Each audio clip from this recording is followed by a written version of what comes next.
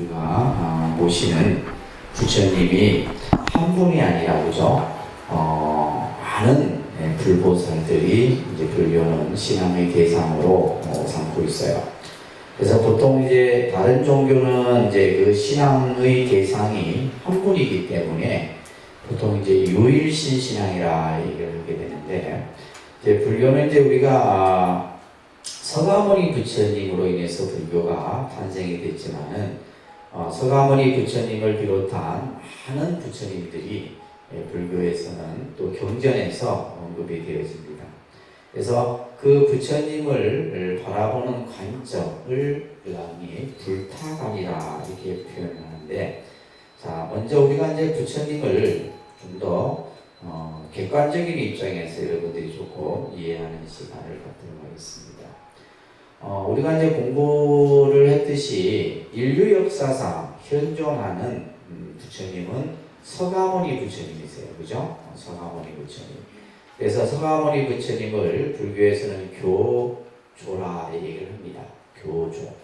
그래서 우리가 이제 뭐 교조는 다른 말로는 교주이기도 하죠. 그래서 사바교주 시아본사 서가모니불 우리가 이렇게 표현하듯이 불교에서의 교주는 서가모니 부처님입니다. 자, 그러면 우리가 이 부처님이라고 하는 것은 우리가 앞에서도 공부했듯이 깨달은 분이에요. 그죠? 부처라는 의미는 깨달은 분이다. 근데 이제 우리가 그냥 불교는 부처님, 서가모니 부처님 이렇게 이제 부처님을 그냥 이렇게 표현하죠.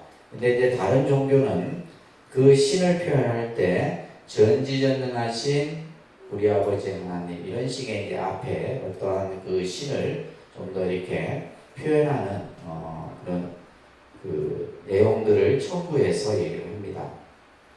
그렇지만 우리가 이제 이 부처님이라고 하는 의미 속에는 여러 가지 의미가 담겨 있어요. 자, 경전에 나오는 경구를 잠깐 한번 보겠습니다. 따라서 같이 합니다. 나는 일체에 뛰어나고 일체를 안하니 나와 같은 자는 없으며 이 세상에서 나와 비할 자도 없다. 나는 일체를 이긴 승자요 일체를 아는 지자이니라. 그래서 우리가 이제 이 부처님을 우리가 표현할 때 이 표현을 많이 씁니다. 부처님은 일체에 뛰어나고 일체를 하시면서 그 다음에 일체를 이긴 승자요 일체를 아는 지자다. 그래서 이게 이제 우리가 부처님을 하는 표현이에요. 서양 종교에서 쓰는 그 사람들이 말하는 전지전능이라는 말은 여기 의미가 같이 다 포함되는 말이에요. 전지전능이라는 말은 뭐예요? 모든 것을 알고 모든 것을 다 가능케 한다 이런 뜻이잖아요. 그죠? 그래서 우리가 이제 이 표현에서도 우리가 알듯이 부처님은 어느 누구와도, 그래서 부처님을 표현할 때 성인 중에 성인이요 마음법의 왕이신 부처님이다. 그래서 어떠한 위대한 분도 부처님을 비할 자가 없다 이렇게 얘기를 합니다. 자, 그 밑에 같이 또 따라합니다. 부처는 과거 현재 미래의 모든 것을 밝은 지혜로 환희하라. 닦아야 할 것은 이미 다 닦고 끊어야 할 것은 이미 끊었다. 그러므로 이름을 붙여라 한다. 그래서 우리는 부처님을 완성된 자, 깨달은 자, 모든 것을 갖춘 자 이렇게 이제 여러분들이 이해를 하시면 돼요. 그래서 부처님은 이미 닦아야 할 것을 이미 다 닦았다는 것은 뭐예요? 수행의 완성을 이룬 분이다. 또 끊어야 할 것은 이미 끊었다는 것은 뭐예요? 모든 일체 번뇌를 다 끊으신 분이 바로 누구다? 부처님이다. 그래서 우리가 이제 앞에서도 여러분들 그 부처님의 생애를 공부하셨던 분들은 그 부처님의 삶 속에서 부처님이 어떠한 모습을 우리들에게 보여주었는가는 항상 여러분들이 기억을 하셔야 됩니다. 우리가 불교를 믿는다면서 부처님을 모르고 어떻게 불교를 믿을 수 있어요? 그죠? 막연히 그냥 추상적으로 뭐 절에 가면 그냥 부처님께 절하고 기도하고 이런 어떤 신앙이 아니라 부처님을 여러분들이 정말 가슴속 깊이 그 부처님에 대해서 아셔야 되는 겁니다. 그래서 우리들은 항상 부처님을 찬탄합니다. 그죠? 부처님의 거룩한 위대함을 찬탄하는 그 밑에 찬탄 문구가 있어요. 그거는 이제 우리가 기도 때마다도 늘 하는 개송입니다. 그죠? 하나님이나 천상천하에 부처님 같은 이 없고 시방세계에도 또한 비할 자 없으니 세간에 있는 나의 진실된 견해로는 일체 부처님 같은 분은 없나니라. 자, 이것을 이제 한자 개송으로 스님들이 기도할 때 많이 하죠. 그죠? 그러니까 천상천하무여불 시방세계 영무비 세간 소유와 진견 일체 무여불자. 이제 서가모니불 정근을 할 때 마지막 후렴구에 찬탄하는 개송이 이 개송이에요. 그죠? 이 세상에 부처님 같은 분이 없다는 거예요. 또한 이 시간과 공간을 통틀어서 또한 부처님을 비할 자가 없다. 또한 내가 가지고 있는 세간에 있는 모든 지식을 다 동원해서 그것을 살펴봐도 일체 부처님 같은 분은 없다. 그래서 부처님은 우리 중생을 제도하기 위해서 지혜와 자비로서, 그죠? 우리 중생들에게 항상 그러한 자비의 광명을 비춰주시는 분이 바로 부처님입니다. 자, 근데 이러한 부처님이 우리는 시간과 공간을 통해서 정말 한량없는 부처님이 이 우주법계에 충만하시다라는 거예요. 부처님이 어디에 계신 것이 아니라, 그죠? 여러분들이 있는 곳, 또 이 세계 어디에도 부처님은 항상 우리와 함께하고 계시다는 거예요. 그래서 우리가 보통 시간이라고 하는 개념과 공간이라고 하는 개념, 그죠? 이것을 시방삼세 이렇게 표현하는 거예요. 그죠? 시간은 크게 우리가 이제 과거, 그죠? 현재, 미래, 이것을 우리가 뭐라 그래요? 삼세라 그럽니다. 그러니까 삼세. 네. 우리 아까 예불 할 때도 뭐요? 시방삼세 이렇게 했잖아요. 시방삼세. 그러니까 시방삼세는 시간과 공간을 통틀어서 나타내는 불교에서 많이 쓰여지는 표현입니다. 그러니까 시방삼세 하면 일체 모든 것 다 이렇게 이해하시면 돼요. 자, 근데 현재의 부처님은 누구라 그랬어요? 서가모니 부처님이 누구라고요? 서가모니 부처님이 현재의 우리 중생의 모습으로 나타서 불교라는 종교를 창시한 분이란 말이에요. 근데 서가모니 부처님의 과거에도 그 이전의 과거에도 부처님이 계셨다. 이것을 우리가 흔히 과거 칠불이라고 합니다. 뭘 한다고요? 과거에 7 부처님이 계셨어요. 과거에 7 부처님. 자, 그래서 여러분들 교재에 보시게 되면 과거 7불이 나와요. 합니다. 비바시불, 시기불, 이거 다 외우셔야 돼요. 비바시불, 시기불, 비사부불, 불유선불, 군화무니불, 가석불, 서가모니불. 서가모니 부처님이 이전에, 그죠? 과거에도 부처님이 계셨다. 자, 그 부처님들이 누구냐? 비바시불, 시기불, 구류선불, 군화무니불, 이런 부처님이었어요. 그리고 서가모니 부처님 이후에 또 미래에 또 부처님이 계시는데 그것을 우리는 뭐라 그래요? 미륵불이다. 무슨 부처님요? 미륵불이라고 합니다. 그래서 저 용화해상에서 앞으로 이 미륵 부처님이 언제 우리 곁에 오시느냐 하면 서가모니 부처님이 중생의 곁을 떠난 지 56억 7천만 년이라는 시간. 세어보세요. 56억 7천만 년이라는 시간이 지난 후에 우리 지금 서가모니 부처님이 우리 그죠 육신의 그 열반의 모습을 보인 지가 2600 올해 64년이 됐어요. 앞으로 56억 7천만 년이면 뭐요? 그 그 시기까지는 뭐요? 계속 현재 불인 서가모니 부처님이 우리의 교주이신 거예요. 근데 이 미륵불은 이 세상이 혼란해지고 혼탁해지고 정말 세상 사람들이 무엇인가를 정말 절대적으로 의지하고자 하는 그런 시대가 오게 되면 오실 부처님이에요. 그래서 이 미륵신앙은 우리나라 삼국신앙 이후부터 시작해서 쭉 우리가 여러분들이 잘 아는 후백제, 견훤이라든지 그죠? 또 궁예라든지 이런 어떤 역사 속에서도 스스로를 뭐라 그래요? 미륵이라 지칭하는 거예요. 미륵. 그래서 요즘에 우리 보면 신흥 종교 집단들을 보게 되면 대순진리회라든지 무슨 뭐 이런 종교들 있죠? 다 미륵신앙이 그 안에 들어가 있어요. 미륵을 얘기합니다. 미륵. 그래서 이제 또 어떤 한 70, 80년대, 90년대 때는 또 어떤 종교 집단이 있었냐면 내 같은 불교 안에서 서가모니 부처님의 시대는 끝났다. 이제부터는 뭐다? 미륵불 시대가 왔다. 이러면서 이제 막 사람들을 이제 혼란하게 만들려고 했던 그런 또 시기도 있었어요. 근데 이제 이러한 우리가 과거에, 현재, 미래, 그죠? 이 3세의 시간 속에 부처님이 계시고 또 이제 공간으로는 우리가 예를 들면 크게 동서남북 이걸 우리는 뭐라 그래요? 사방이라고 합니다. 그러니까 사방에다가 상방, 하방 하면 이제 또 상하하면 육방이 돼요.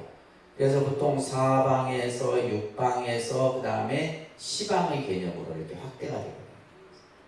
사방, 몇방, 육방, 그 다음에 시방.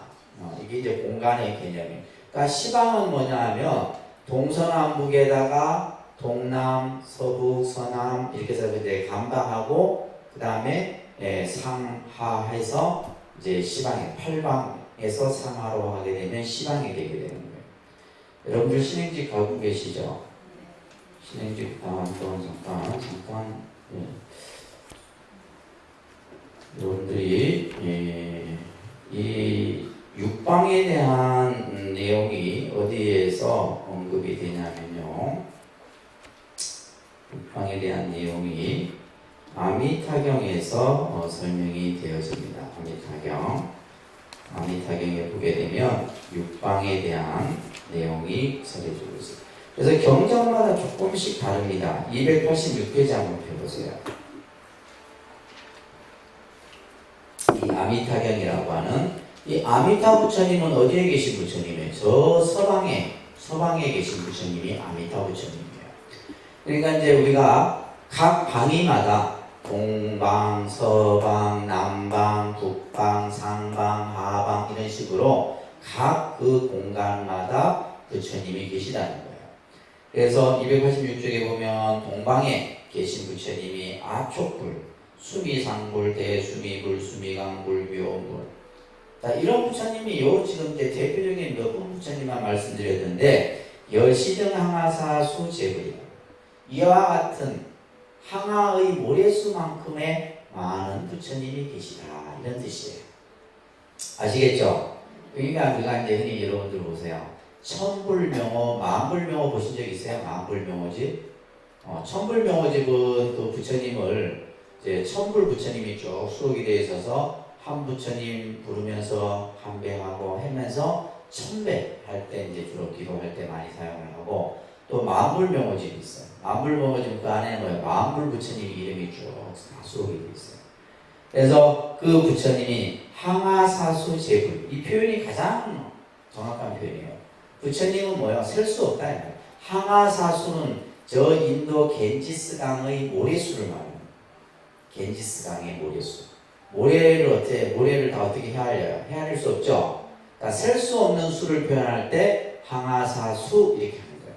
항하사수 제불의 부처님이 계신다라는 거예요. 이해되세요? 자, 그 밑에 보시게 되면 또 남방세계에 부처님이 계시는데 일월등불, 명강불, 대영경불, 수미등불, 무량정진불 이런 부처님들이 또 항하사수만큼의 부처님이 계시고 또 그 밑에 보면 서방에 또 부처님이 계시는데 무량수불이 아미타불이에요. 무량상불, 무량상불, 대광불, 대명불, 보상불, 종각 이런 부처님들이 있다고 보시고 또 그 다음 페이지 넘겨보시면 이제 저게 북방세계, 상방세계, 그죠? 다 이렇게 써있죠. 하방세계, 상방세계. 이해되세요? 자, 이런 식으로, 요게 지금 아미타경 같은 경우는 이제 육방에 대한 각 방위마다 부처님의 그 수가 항아사수의 재불만큼의 부처님이 계시다. 그러니까 이제 불교는 뭐예요? 어마어마한 셀 수 없는 부처님이 계시다라는 것을 여러분들이 이제 이해를 하시면서 화엄경이라는 경전에 보면 이런 말이 있어요. 부처님의 몸은 이 우주법계에 충만하셔서 부처님은 이 우주법계에 충만하시다. 말은 뭐냐면 부처님이 아니 계신 곳이 없다 이 말이에요. 어디에 따로 있는 게 아니에요. 어디에 뭐 법당에만 부처님이 계신 것이 아니라 부처님이 아니 계신 곳 없다. 불신 충만어법계 보현일체 중생이다. 중생들 앞에 늘 나타나신다. 이런 말씀이 화엄경에서 설해지고 있습니다. 자, 그런 개념들을 바탕으로 해서 먼저 여러분들 이게 이제 불교가 발전되는 과정에서 이제 우리가 불교를 초기 불교, 부파불교, 대승불교 이렇게 배우셨어요, 그죠? 대승불교도 이제 보면 초기, 중기, 후기 이렇게 나눈다 그랬어요. 그래서 이제 초기 불교 시대 때는 이제 부처님이 서가모니 부처님이에요. 사람들은 예를 들면 뭐 서가모니 부처님께서 과거에도 부처님이 계셨고 또 이 우주법계에 부처님이 계시다 하지만 뭐요? 부처님이 현존하셨던 부처님이잖아요. 그러니까 사람들은 뭐요? 서가모니 부처님만을 부처님이라 생각했던 거예요. 무슨 말인지 이해되세요? 서가모니 부처님. 그래서 일불시대가 되는 거예요. 일불시대. 서가모니 부처님이 중심이었다. 그런데 이제 부파불교가 되게 되면 파가 나누어지죠. 따라합니다. 상자부, 대중부, 상자 대중부라고 하는 이제 파가 나눠지면서 이 상자부에서는 바로 서가모니 부처님이 부처님으로 생각을 했었어요. 그러나 대중부는 뭐요? 부처님이 말씀하신 법 또한 부처님이다 이렇게 생각합니다. 그래서 몇불 중심으로 이불 중심으로 이렇게 나타나게 됩니다. 부파불교 시대 때는. 그러다가 이것이 이제 대승불교가 오게 되면 대승 초기에는 이제 바로 이신불 사상들이 등장하게 되는데 여러분들 경전에 나와 있죠. 여러 경전들. 처음 듣는 경전들. 대지도론이라든지 반야부 개통의 경전. 대표적인 것이 금강경 같은 경우네요. 법화경, 유마경, 무량수경, 아미타경 같은 경우도 이제 그런 무량수경에 해당됩니다. 자, 여기에서 이제 대승 초기에서는 부처님을 뭘로 봤다? 이신불로 봤다. 뭘로 봤다고요? 이신불로 봤다. 그러니까 수많은 부처님이 있지만은 서가모니 부처님의 모습으로 보느냐, 서가모니 부처님이 설해 놓으신 법을 부처님으로 보느냐, 두 가지의 관점이 생기는 거예요. 이걸 잘 이해를 하셔야 됩니다. 여러분들이 이걸 잘 못 이해하면 이제 불교 신앙이 혼돈이 와요. 대부분의 이제 우리 불자님들이 불교는 왜냐하면 너무나 많은 신앙들이 있잖아요. 그죠? 예를 들면 부처님도 아미타 부처님이 계시지, 약사일의 부처님이 계시지, 미륵불이 계시지, 뭐 서가모니 부처님. 그러면 사람들은 어디에 가서 그죠? 어디에 가서 내가 예배를 해야 되고 또 어떤 사람은 나에게 맞는 부처님이 어떤 부처님이 이렇게 물어요. 나에게 맞는 부처님이 있어요? 그거는 이제 이 개념을 이해를 못하게 되면 여러분들은 신앙 자체가 혼돈이 올 수밖에 없습니다. 그래서 초기에는 이제 이런 경전에서는 이것을 이제 우리가 흔히 법신과 색신이라고 하는 개념으로 설명합니다. 그러니까 법신, 색신. 자, 이제 법신과 색신이라고 하는 법신의 개념과 이제 색신의 개념을 이제 이런 경전에서 설명을 하게 돼요. 그래서 법신을 우리는 법성신, 법성생신, 이거는 어떤 부처님이냐면 말합니다. 시간과 공간을 초월한 초인적인 불타를 상징한다. 자, 대승불교에 오게 되면 제일 큰 모습이 뭐냐면 초기 불교 때는 그냥 서가모니 부처님 또 서가모니 부처님의 가르침 이것이 그냥 사람들에게는 하나의 불교의 신앙으로 내려왔었어요. 그래서 우리가 예를 들면 초기 불교의 대표적인 경전인 아함경이나 법구경이나 수타니파타나 이런 데 보게 되면 부처님을 신격화시켜놓지 않았어요. 그냥 부처님께서 설하신 그 말씀은 그냥 우리가 살아가는데 이해하기 쉽고 알아듣기 쉬운 이런 말씀들로 이루어져요. 그러니까 이제 주로 보면 뭐와 관련된 윤리와 윤리 도덕적인 그 다음에 어떤 지혜로운 삶 이런 이야기들로 법이 이루어졌어요. 그러다가 이제 이렇게 시대가 흘러서 대승불교가 되게 되면 부처님을 이제 하나의 뭐요? 이 법신이라는 개념은 시간과 공간을 초월해서 마치 부처님을 초인적인 초신격화 시켜버리는 불타의 모습으로 나타납니다. 네, 그런 것을 가장 크게 드러내는 경전이 법화경이에요. 그러니까 법화경의 영향이 큽니다. 그래서 법화경 보게 되면 그래서 이제 어떤 경우냐면 그냥 부처님 명호만 한번 부르면 모든 업장에 손을 대고 부처님 명호만 부르면 어떻게 돼요? 모든 일이 다 성취되고 이런 표현들이 나오는 거예요. 이거는 뭐냐면 초기 불교나 부파불교 시대 때는 잘 설명되지 않았던 내용들. 그냥 부처님은 뭐요? 어리석은 우리들에게 길을 인도하는 안내자고 스승과 같은 그런 존재자였는데 법화경에 와서는 뭐예요? 그냥 그래서 법화경 보세요. 부처님을 마치 뭐로 표현해놨어요? 우리가 흔히 말하는 신약성서와 같은 기독교에서 말하는 성경에서 나오는 신과 같은 개념으로 표현해놨어요. 그래서 법화경에서는 부처님을 어떤 이미지로 계속해서 강조를 해요. 그죠? 법화경 안 읽었으니까 모르지. 아버지라 표현합니다. 그래서 우리가 예를 들면 사생자부, 서가모니 부처님을 표현할 때 사생의 자비로운 아버지이신 서가모니 부처님 이런 표현입니다. 그러니까 중생은 뭐예요? 부처님의 아들, 딸이고 부처님은 뭐예요? 중생의 아버지다. 그러니까 예를 들면 이제 부처님 입장에서는 중생이 뭐예요? 내 자식과 같은 거예요. 그러니까 이제 뭐 그 안에 법화경에서 나오는 비유들을 보게 되면 이제 아버지가 자식을 걱정하고 자식을 올바른 길로 인도하는 그런 내용으로 다 이루어지는 거예요. 그러면서 그 법화경 속에서 나오는 부처님은 뭐다? 초인적인 불타의 모습입니다. 화엄경은 더합니다. 화엄경 같은 경우는 이제 이 화엄경은 이제 특히 법신 사상이 화엄경의 주 사상이에요. 그래서 부처님이 어디에 계신 것이 아니라 뭐예요? 이 우주에 다 충만해 계시다. 이런 표현들이 이제 대승 초기 경전에서 나오게 됩니다.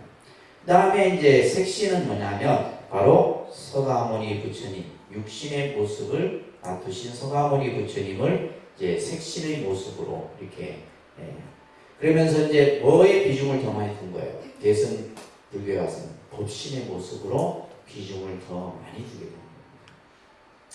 왜 그러냐면 중생의 입장에서는 서가모니 부처님은 지금 뭐야 수천 년 전에 육체는 없어진 상태잖아요. 오로지 뭐만 남아있는 거예요? 부처님의 진리 그 가르침만이 우리 중생들에게 남아있는 거예요. 그러다 보니까 이제 이 법이라고 하는 것은 진리 그 자체, 이 법이라고 하는 것은 시간과 공간을 초월하는 겁니다. 이 다르마라고 하는 법은 시간과 공간을 초월해서 현존에 진리하는 그 진리 그 자체를 우리가 법이라고 봤던 거예요. 그러다가 이제 대승중기에 오게 되면 부처님을 어떻게 이해하게 되냐? 삼신설로 이해를 하게 됩니다. 무슨 설로요? 그러니까 여러분은 딱 정리를 하시면 돼요. 자, 우리가 부처님을 어떻게 보느냐? 초기 불교 시대에서는 일신불, 그죠? 그러다가 부파 대승불교에 와서는 이신불. 그러면 마지막 이제 총 결정판이 뭐예요? 삼신불이에요. 이것은 이제 대승 중기에 와서 유가 유식계통의 대승장엄경론이라든지 해심일경이라든지 능가경이라든지 이런 경전에서 이제 이 삼신의 개념이 나타납니다. 그래서 이제 우리 한국 불교에 많은 사찰들이 있는데 그 사찰들이 그냥 지어진 게 아니에요. 예를 들면 이제 뭐 통도사 같은 경우는 이제 자장율사에 의해서 자장 스님에 의해서 이제 어떤 그 계단 이제 금강 계단의 형의 모습으로 모든 가람이 이렇게 이루어져 있다면 신라 시대 때 우리나라는 이미 뭐요 화엄 시찰이라고 하는 사찰이 들었어요. 그래서 이제 화엄 시찰 같은 경우는 누가 이제 그 절들을 대부분 이룩하냐면 의상대상. 우리가 참 보면 신라 시대 때 보면 세 분이 나오죠. 자장, 의상, 원효 이 세 분이에요. 우리가 보통 이제 신라 시대 때 만들어진 절들 보면 이 세 분이 다 만들어졌어요. 요즘 우리 절 하나 만드는 것도 힘든데 그죠? 그때는 교통도 안 좋고 그 산속에 그 절들을 전부 다 어떻게 만들었는지 불가사의한 거예요.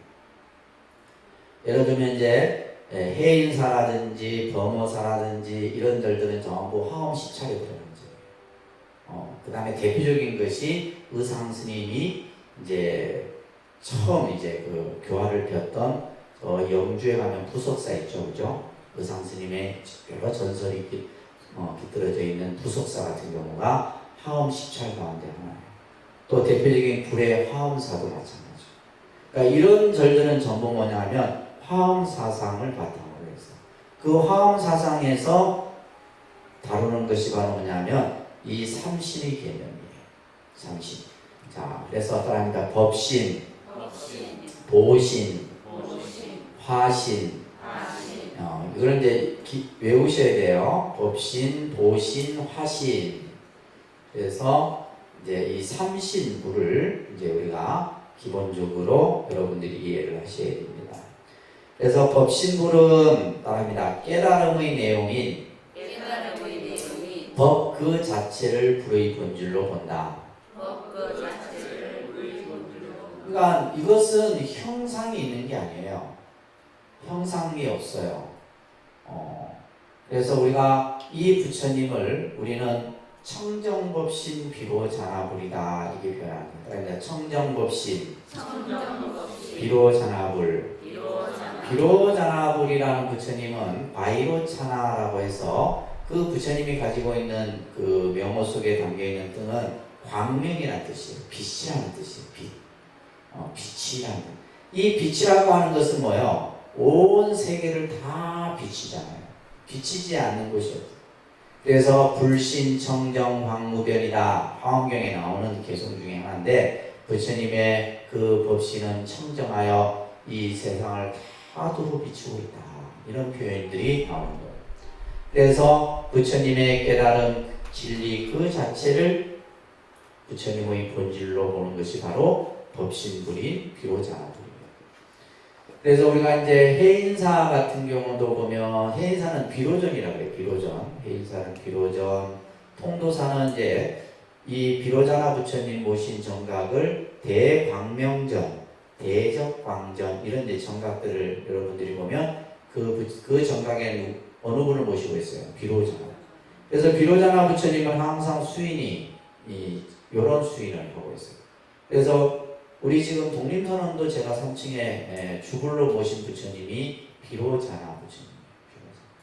그래서 비로자나 부처님이고 우리 이제 왜냐면 원래는 서가모니 부처님을 모셔야 되는데 우리 2층에는 어떤 부처님이 모셔져 있어요. 서가모니 부처님이 2층에는 설법전에는 모셔져 있어서 그래서 처음에는 그냥 삼신불로 이렇게 할까도 생각했다가 그래도 아직까지 이제 우리가 보통 이제 이런 어떤 이 삼신불의 개념을 가지고 이제 부처님을 모시는 경우들도 있고, 우리가 보통 이런 절들 뭐 이렇게 이제 절들 같은 경우는 이제 어떤 신앙 중심으로, 사상 중심이 아닌 신앙 중심으로, 그러니까 여러분들이 또 제일 신앙적으로 그죠, 항상 귀하는 대상이 누구예요? 관음지장이라는 거예요. 우리 한국 불교는 관음지장 신앙이 이제 주를 이루고 있습니다.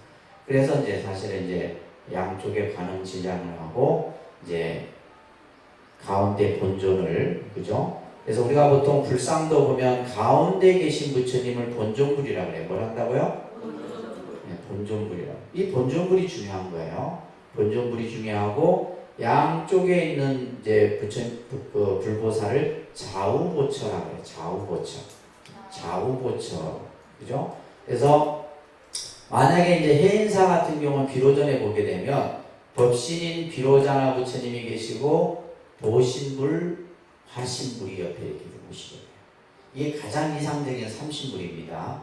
통도사도 마찬가지고 그렇게 보셔요.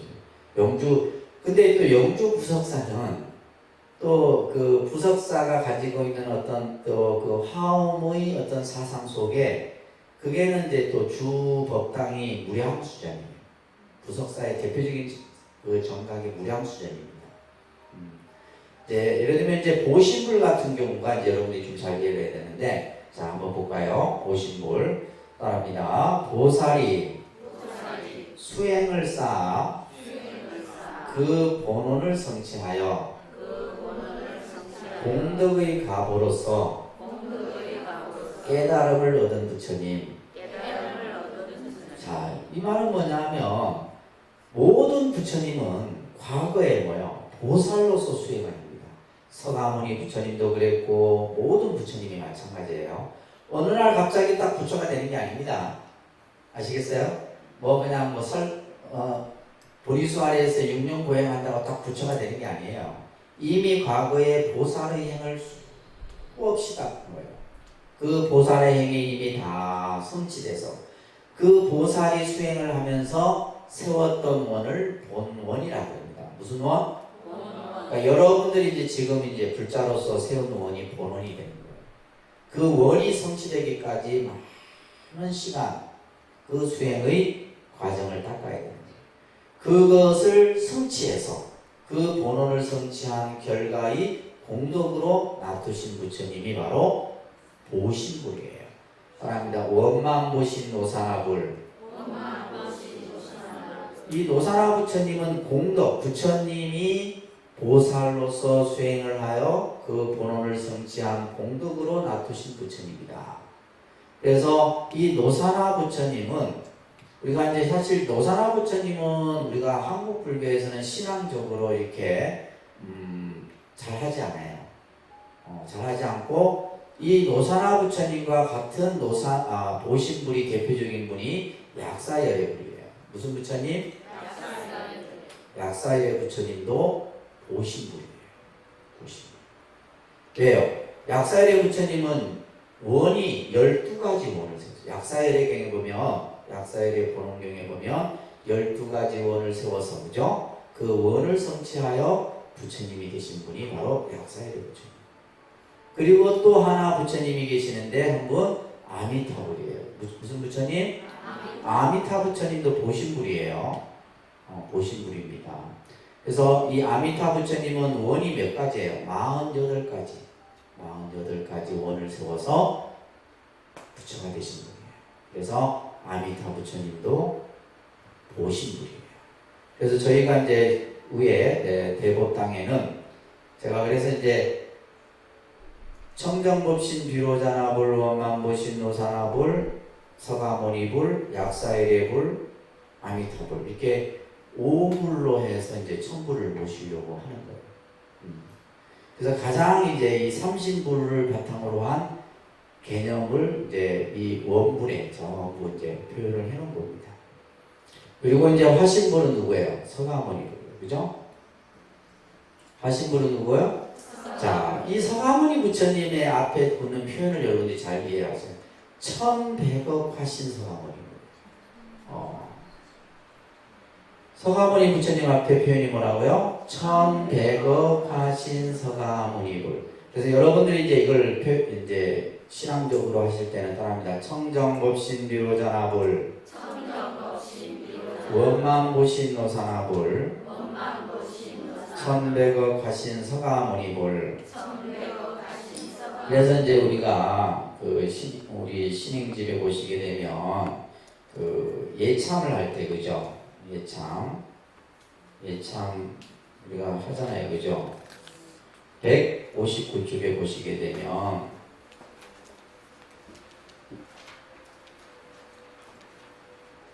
대참내 보게 되면 대교주 청정법신 비로자나불 법계주 원망보신 노사나불 사바대교주 청백어가신 시아본사 서가모니불. 이렇게 먼저 삼신부를 에게 공양을 올리고, 그 다음 페이지 보시게 되면 과거 3존 현재 사이 7열애불을 비롯해서 동방의 약사열애불, 남방의 보승열애불, 서방의 아미타불, 북방의 부동절들, 뭐 이런 식으로 쭉 불보살들이 뭐 한량없는 불보살들의 명호를 우리가 이제 예배 공양을 올리는 거예요. 이 대참 같은 경우. 그래서 우리가 보통 이제 실정례보다는 좀 확대된 그러한 이제 공양문의 형태죠, 그죠? 자, 따라합니다. 청정법신 비로자나불, 원만보신 노사나불, 천백억 하신 서가모니불. 자, 어차피 이렇게만 봐도 지금 그죠? 부처님이 너무 많아. 너무 많아요. 이게 이제 중요한 것은 이 부처님이 이렇게 많지만은 부처님께서는 이 부처님이 법신, 보신, 화신이 따로따로가 아니다라는 거예요. 이게 핵심입니다. 이게 전부 뭐예요? 하나야, 하나. 이것을 삼신일체 사상이다. 그러니까 삼신일체. 네, 삼신일체 사상인 거예요. 특히 이제 그 서가모니 부처님은 1100억 화신이잖아요. 화신이라고 하는 것은 몸을 나투는 겁니다. 몸을 나투는 거예요. 여러분들도 한 몸이 아니에요. 한 몸이 아닙니다. 몇 가지 몸이에요? 몇 가지 몸을 가지고 계세요? 몇 가지 얼굴을 가지고 계세요? 그렇죠? 여러분들은 절에 오면 불자의 몸이지만은 집에 가면 아내의 몸, 그죠? 또 어머니의 몸, 딸의 몸, 이모 몸만 해도 이게 화신이에요. 내가 하나의 몸이 아니라 내가 예를 들면 어디 직장에 가면 또 그 직장에서의 내가 또 갖는 몸이 있을 거 아니에요, 그죠? 그래 안 그래요? 그래서 우리도 마찬가지로 내가 하나의 몸이지만 이 하나의 몸이 여러 다양한 몸으로 나타나는 거예요. 그러니까 우리가 예를 들면 서가모니 부처님 같은 경우는 화신불이기 때문에 우리가 예를 들면 뭐 한 분의 서가모니 부처님 이게 아니라 그 부처님의 몸은 중생을 제도교화하기 위해서 1100억의 몸으로 나타나는 거예요. 그래서 이 삼신부를 이제 이렇게 여러분들이 이해해요. 예를 들면 진리, 깨달은 그 자체의 부처님을 법신이라고 하고, 그 부처님의 수행 공덕으로 이루어진 부처님을 뭐라 그러고? 보신이라 그러고, 중생을 제도하기 위해서 놔두신 그 부처님을 뭐라 그래요? 화신인 거예요. 그러니까 결국 이 말은 뭐예요? 법신이 보신이고, 법신이 화신이고, 화신이 보신이고, 화신이 뭐다? 법신이다. 그래서 법신, 보신, 화신이 서로 다르지 않다는 거예요. 이것은 하나예요. 또 이것을 어떻게 이제 경전에서 비유를 하면 아주 밝은 보름에 밝게 빛나는 보름달이 있어요. 이 밝게 빛나는 보름달 자체가 뭐예요? 이거는 법신이에요. 진리 그 자체를 얘기합니다. 근데 이 달이 뭐예요? 어느 한 군데만 비치는 게 아니잖아요. 달이 뜨면 뭐예요? 온 천하가 전부 밝게 비쳐. 그 밝게 비춰지는 그 상태는 뭐예요? 그것은 화신이에요. 그래서 달에도 강에도 비추고 장독대에도 물을 떠놓으면 그 떠놓은 그릇에도 달 그림자가 비치고, 그죠? 다 비치잖아. 다 비친다. 그리고 이 환한 보름의 달이 비춰지는 요 과정이 뭐가 되는 거예요? 그것은 보신이 되는 거예요. 그러니까 결국은 뭐예요? 화신 보신이 결국 서로 다르지 않다. 그래서 이 말은 다시 정리하면 우리가 불교에서 이렇게 다양한 많은 부처님이 등장을 하는 것은 결국 무엇을 하기 위함이냐면 중생을 제도교화하기 위함입니다. 부처님이 다양한 모습을 나타내는 것은 뭐 때문이다? 중생을 교화하기 위함이다. 이나 그래서 이제 우리가 대표적으로 관음경에 관세음보살도 뭐예요? 32가지 몸을 놔두죠. 남자를 제도할 땐 남자의 몸으로 놔두고, 여자를 제도할 땐 여자의 몸으로 놔두고, 도둑을 제도할 땐 도둑의 몸을 놔두고. 이것을 화신이라고 해요. 화신. 그래서 가장 근본은 뭐예요? 법신입니다. 그죠? 법신, 보신, 화신이 서로 다르지 않고 삼신이 하나다. 그러니까 예를 들면 뭐예요? 우리가 이제 기도를 할 때 뭐 간음기도 따로 있고, 지장기도 따로 있고, 뭐 예를 들면 무슨 신종기도가 따로 있고 하는 게 아니에요. 전부 같은 거예요. 무슨 말인지 아시겠죠? 다 하나예요, 하나. 그래서 불교의 우리가 이제 가르침을, 불교의 법을 불이법이라 하는 거예요. 그러니까 불이법. 둘이 아닌 거예요. 이렇게 다양하게 광범위하게 우리가 부처님을 이제 신앙의 대상으로 예배하고 하지만은 그 부처님이 결국은 서로 다르지 않다.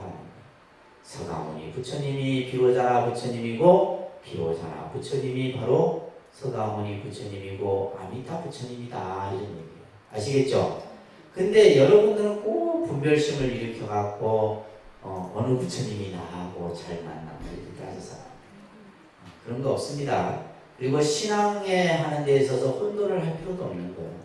그래서 어떻게 보면 이 불교라고 하는 종교는 중생의 근기에 따라서, 중생들이 원하는 것에 따라서 그에 맞춰서 다 그 부처님들이 또한 나타나는 거예요. 그래서 몸이 아픈 사람에게는 약사일의 부처님이, 그죠? 또한 뭔가 내가 이루고자 하는 그런 어떤 원을 가지고 기도하는 이들에게는 관세음보살, 혹은 또 내가 업장을 소멸하고 조상을 전도하기 위해 지장보살, 이런 전부 그 상황마다 다 이렇게 설명이 되어지는 겁니다. 아시겠죠? 그래서 부처님의 이 몸은 우리가 예를 들면, 그래서 불교라는 종교는 부활의 개념을 얘기하지 않습니다. 서양의 종교는 이제 부활의 개념을 굉장히 중요하게 여기는데, 부처님은 돌아가신 게 아니에요. 불교 입장에서 보면. 우리가 아니 불생불멸이에요. 그래서 우리가 부처님의 명호 가운데 좀 이따 나오겠지만은, 열애라는 말이 있잖아요. 열애. 열애라는 말은 뭐냐면, 와도 온 바가 없고 가도 간 바가 없다, 이런 뜻이에요. 부처님은 온 적이 없어요. 또한 가신 적도 없고, 이런 개념들을 이제 이해를 하려고 하면 여러분들이 이제 불교 공부를 많이 하셔야 돼요. 지금은 이 말을 들어도 무슨 말인지 모르시죠, 그죠? 근데 이제 공부를 하다 보면 그렇구나라는 것을 스스로 무릎을 실 때가 옵니다. 그래서 부처님은 육신은 멸해도 법신은 상주한다라고 하는 법신 상주설이 열방경 같은 데서 중요한 개념으로 다루죠. 부처님은 뭐야? 항상 우리와 함께하고 있다. 여러분들과 항상 함께하고 있는 겁니다. 그래서 우리가 이제 예를 들면 불교에서는 가호, 가피 이런 말을 함께합니다. 가호와 가피가 불보살이 나와 항상 함께하고 있기에 여러분들이 기도를 하게 되면 기도에 대한 가호와 가피가 항상 미치는 거예요. 특히 이제 보니까 여러분들은 아직까지 이제 우리 한국 불교 신자들은 신앙적 개념이 이렇게 명확하게 자리 잡고 있는 분들이 꽤 많지 않아요. 근데 이제 우리가 흔히 말하는 불교 국가, 부탄이라든지 저 남방권, 태국, 예를 들면 베트남, 캄보디아 이런 쪽에 그들의 그 불자라는 어떤 이식 속에서 신앙적 개념들은 굉장히 아주 투철해요. 이런 개념들을 이 사람들은 그대로 수용하고 있는 거예요. 자, 따라합니다. 나의 육체는 비록 멸하지만 법신은 영원히 머물러 없어지지 않느니라. 내가 멸도한 뒤에는 계율과 법으로 너희들의 스승을 삼아라. 법신은 영원히 없어지지 않는다 라는 이 말씀을 암경에서 하고 계세요. 자, 우리는 이제 부처님의 이러한 모습 속에서 부처님이 가지고 계신 여러 가지 공덕의 모습들을 좀 보여야 되는데, 열의 10호는 여러분들 이거 외우셔야 돼요. 열의, 은공, 정변지, 명행조, 선서, 세간의, 무상사, 조장부, 천인사, 불세존. 부처님은 10가지의 명호를 가지고 있어요. 이름이라 안 합니다. 명호라 그래요. 부처님의 명호를 10가지로서 얘기를 합니다.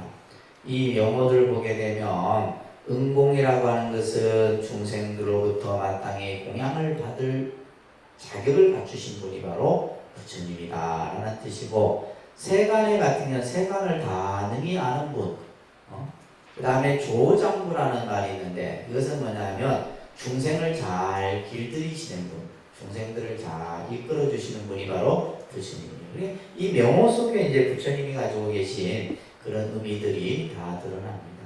세조는 뭐예요? 세상에서 가장 존귀하신 분이다 이런 뜻이에요.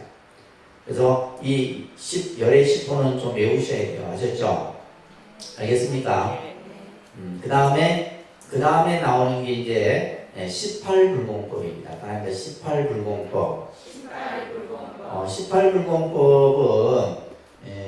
18불공법은 부처님만이 가지고 계신 공덕의 모습을 표현하는 거예요. 부처님만이 가지고 계신 공덕. 그래서 이것은 뭐냐면, 우리가 흔히 예를 들면 부처님이 어떤 분이지? 부처님은 얼마만한 힘을 갖고 있지? 예를 들면 부처님이 하나님보다 더 셀까 힘이? 이렇게 이제 우리가 뭐 일반적으로 얘기할 때 부처님이 가지고 계신, 그러니까 여러분들만의 어떤 능력이 있잖아요, 그죠? 사람마다 각자의 능력이 있군요. 근데 부처님은 우리가 헤아릴 수 없을 만큼의 큰 아주 공덕의 그러한 모습을 가지고 계신데, 그것을 18불공법이다라고 하는 거예요. 따라합니다. 심력, 사무소에, 삼명주, 대비. 자, 이거는 부처님만이 가지고 계세요. 보살은 갖추지 못합니다. 보살은 이것을 다 갖추지 못하고 부처님만이 갖추고 계신 공덕의 모습인데, 자, 심력, 일체를 다 아는 힘이에요. 일체를 아는 힘, 10가지 힘이에요. 네 번째 보시면 중생의 근기를 다 알아요.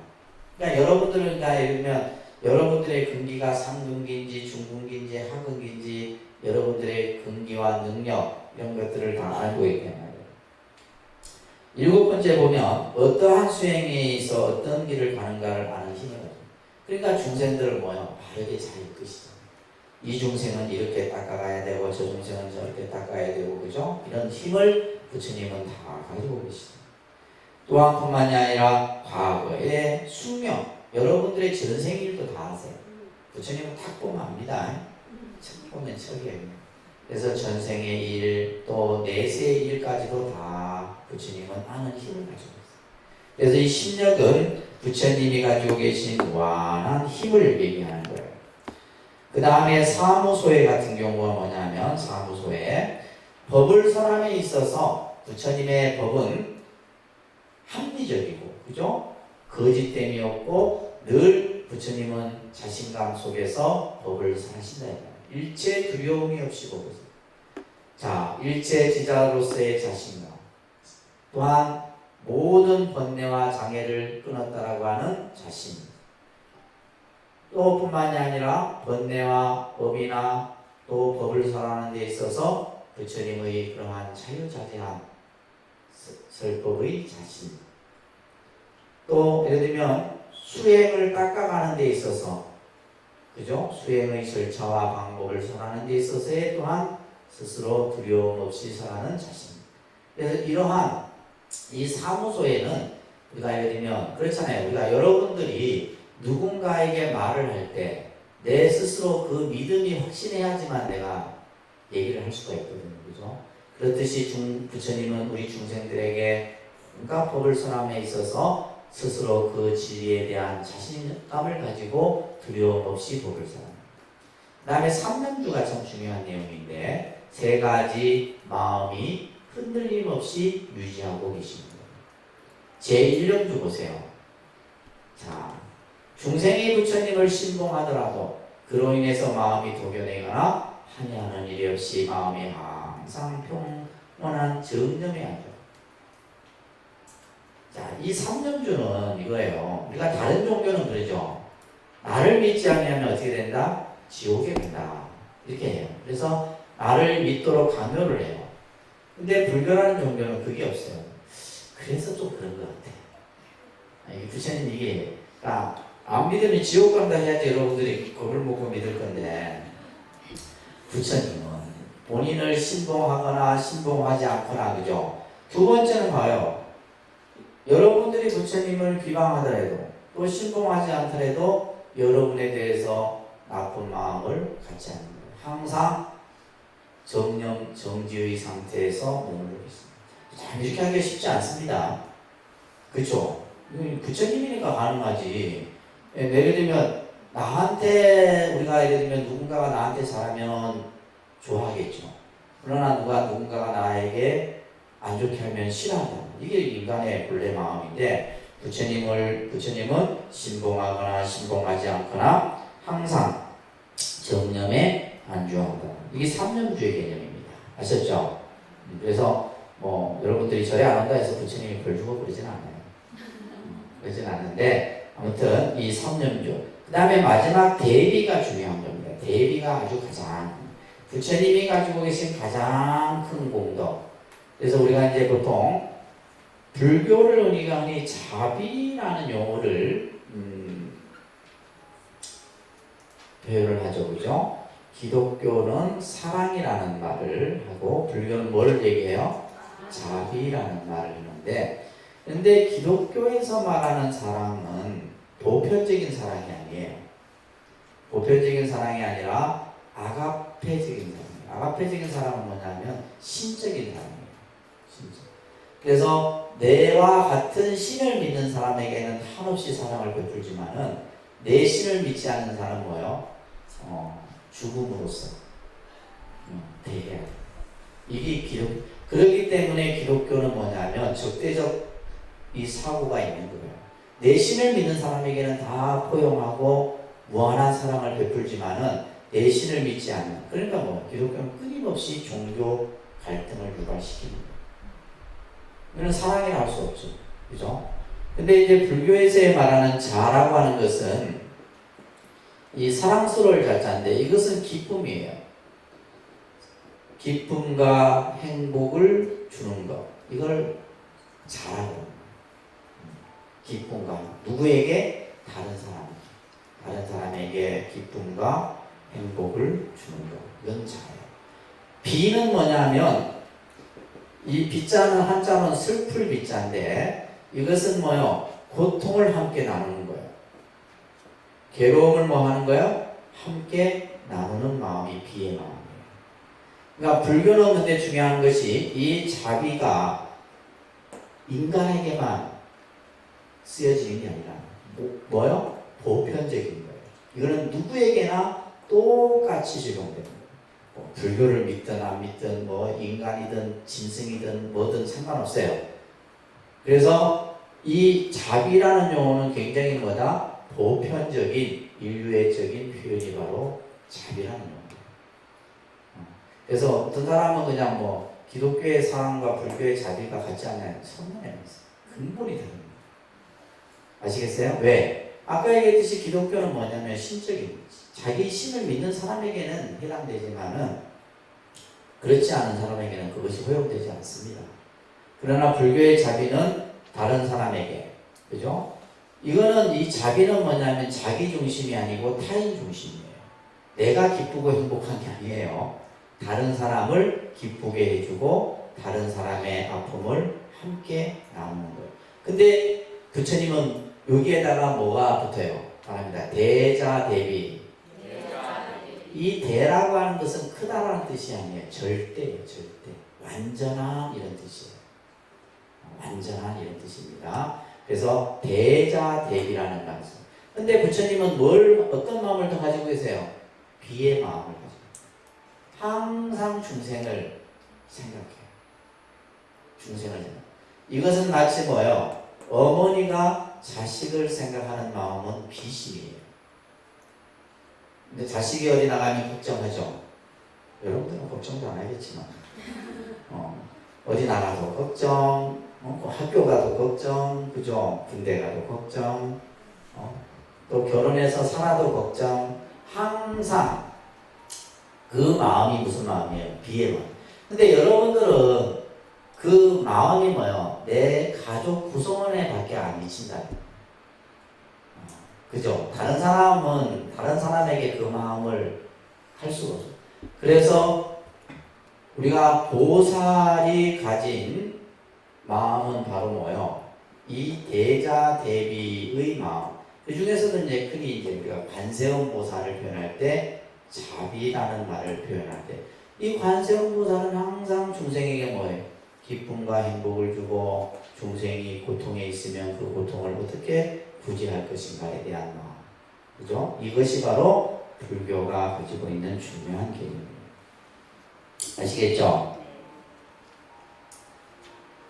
자, 그 다음에 이제 우리가 부처님의 위대함을 또 알기 위해서는 예수님은 12분의 12사도를 거느리고 계시죠. 그죠? 12명의 제자를 거느리고 있는데 부처님은 10분의 제자.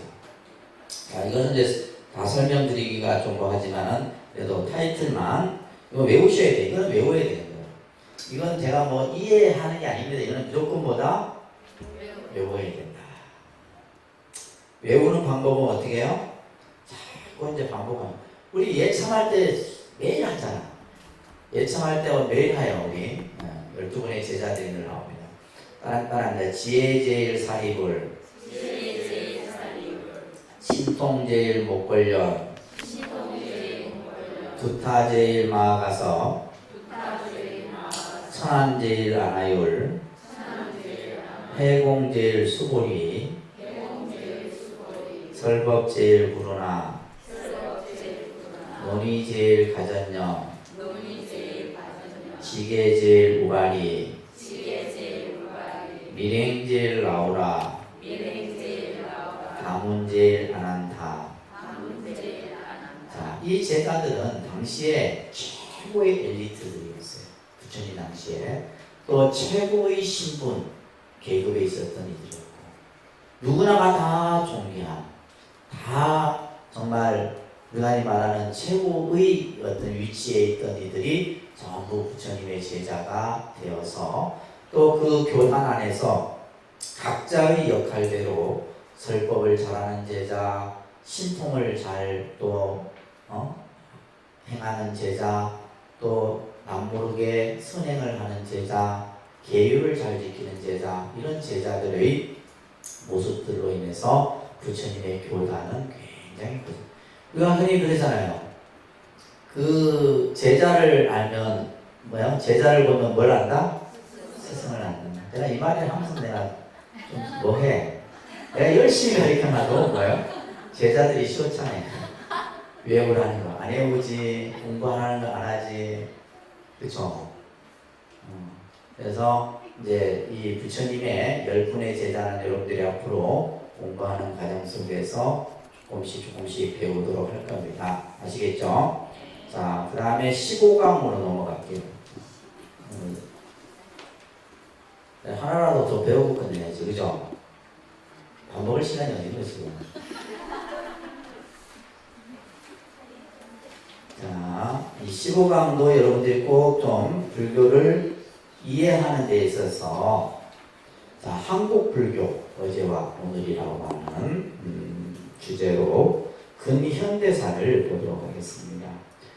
우리가 이제 흔히 한국 불교는 우리나라에 들어온 지가 1700년, 그냥 뭐 대충 1700년, 뭐 소수리망 372년, 고구려 백제 신라, 이것이 이제 우리 역사에서 그냥 기본적으로 알고 있는 거예요.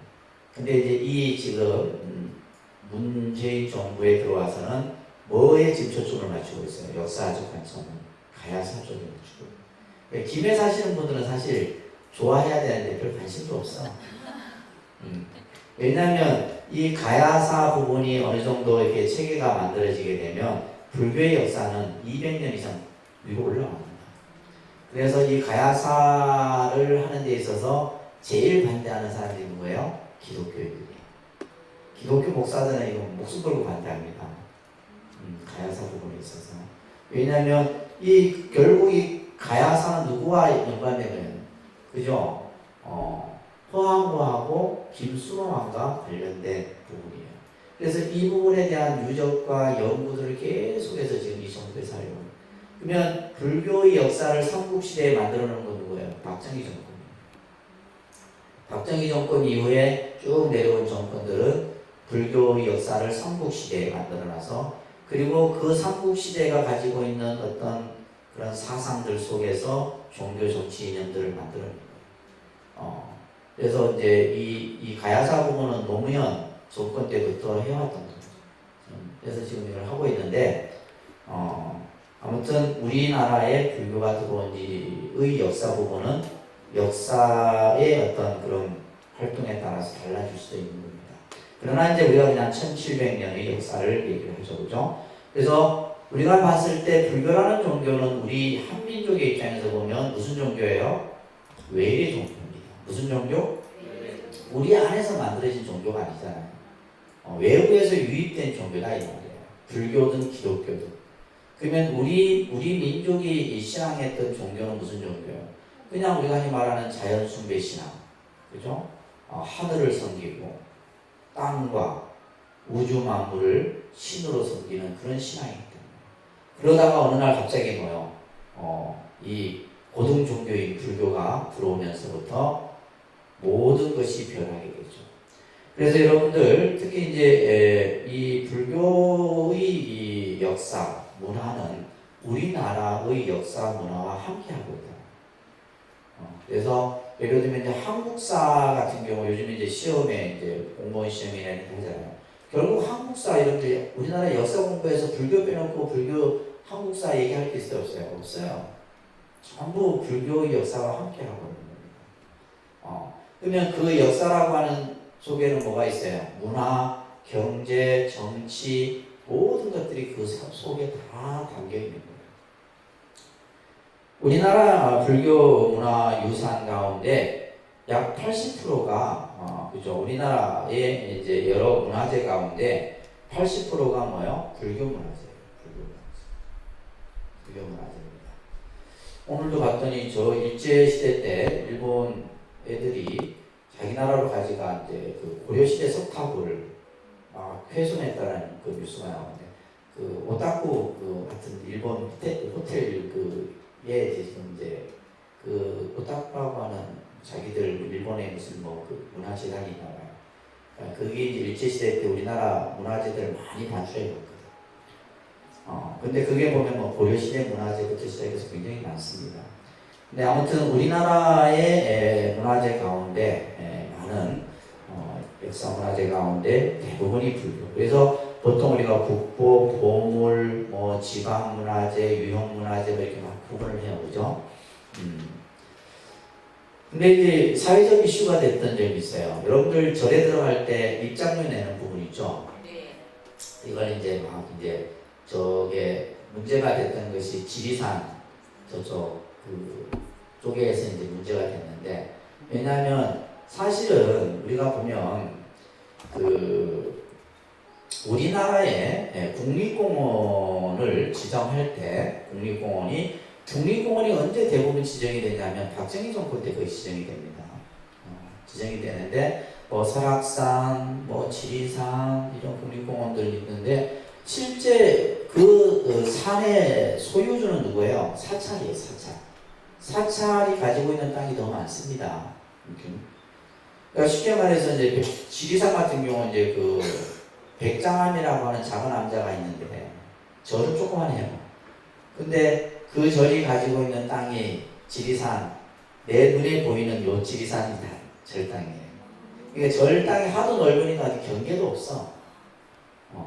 80만 평이라든가, 뭐 800만 평이라든가, 어마어마한 거죠.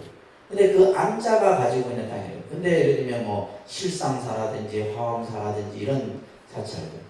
예를 들면 저게 설악산 같은 경우도 신흥사가 가지고 있는 땅이 어마어마하죠.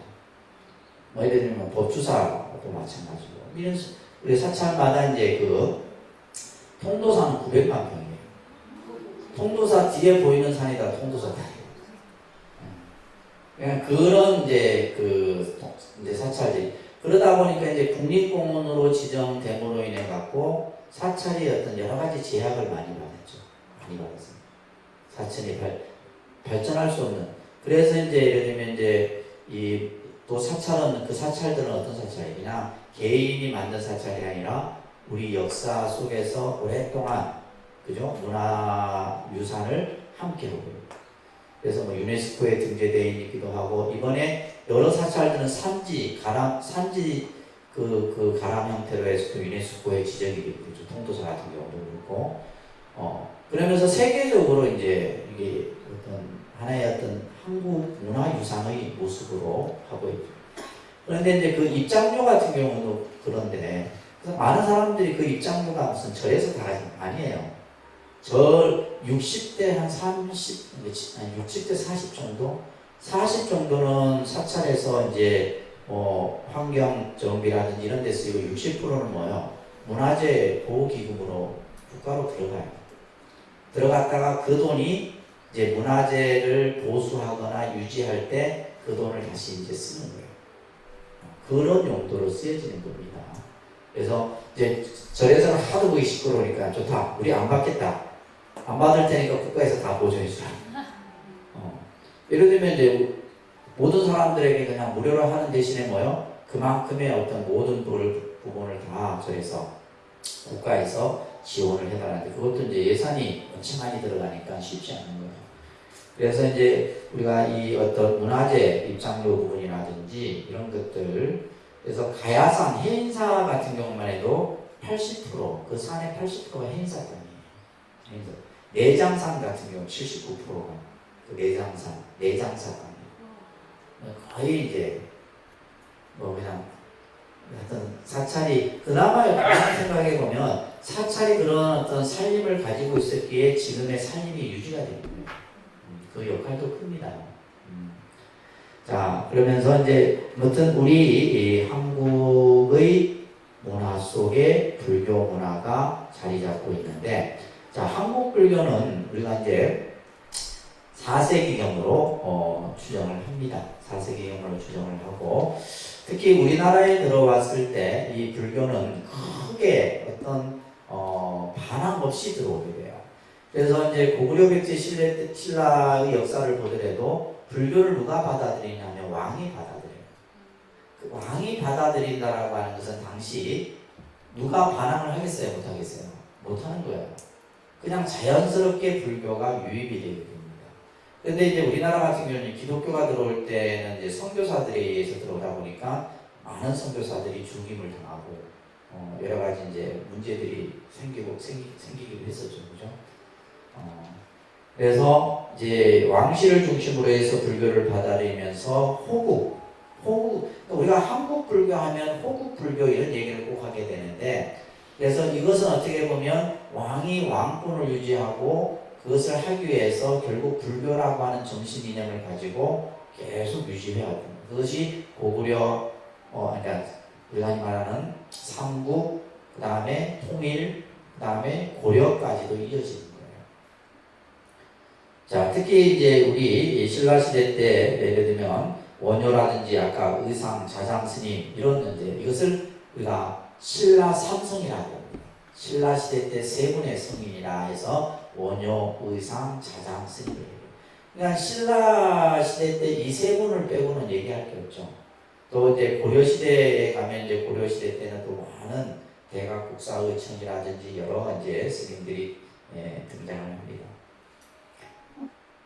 자, 그래서 우리나라의 불교는 많은 우리 문화에 영향을 끼치게 되고 교학적인 측면에도 그렇고 또 사상적인 측면, 문화적인 측면, 특히 이제 불교가 일본에 사실 전래했음에도 불구하고 일본은 불교를 자기들은 중국으로부터 받았대요. 아, 근데 우리나라 역사에 분명히 백제 때 그죠?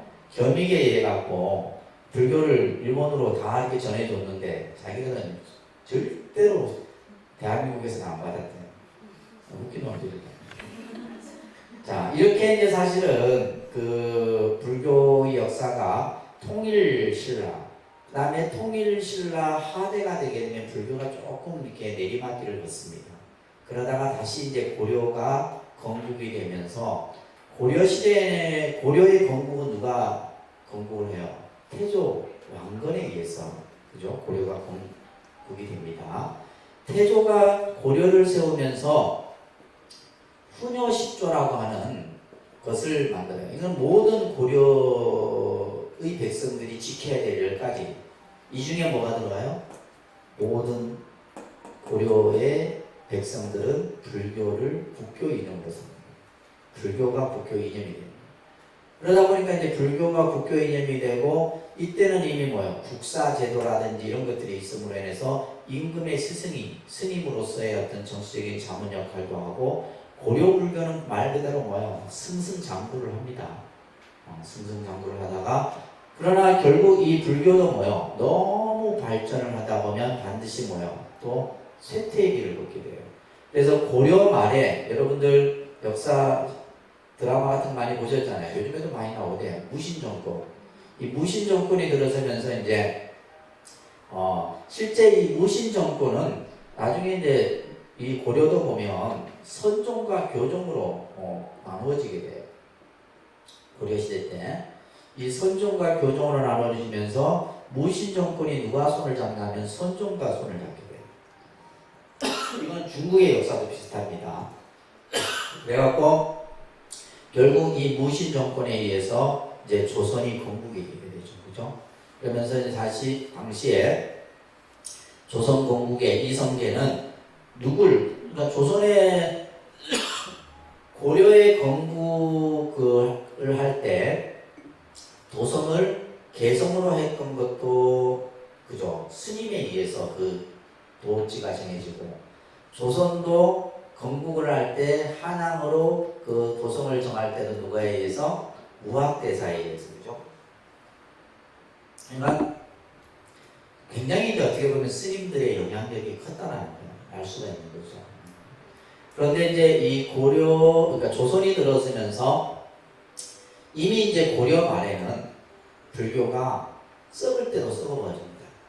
그래서 이제 이 유교의 정치 이념이 성리하게 들어오게 되고 그러면서 유생들에 의해서 불교는 계속해서 탄압을 받게 됩니다.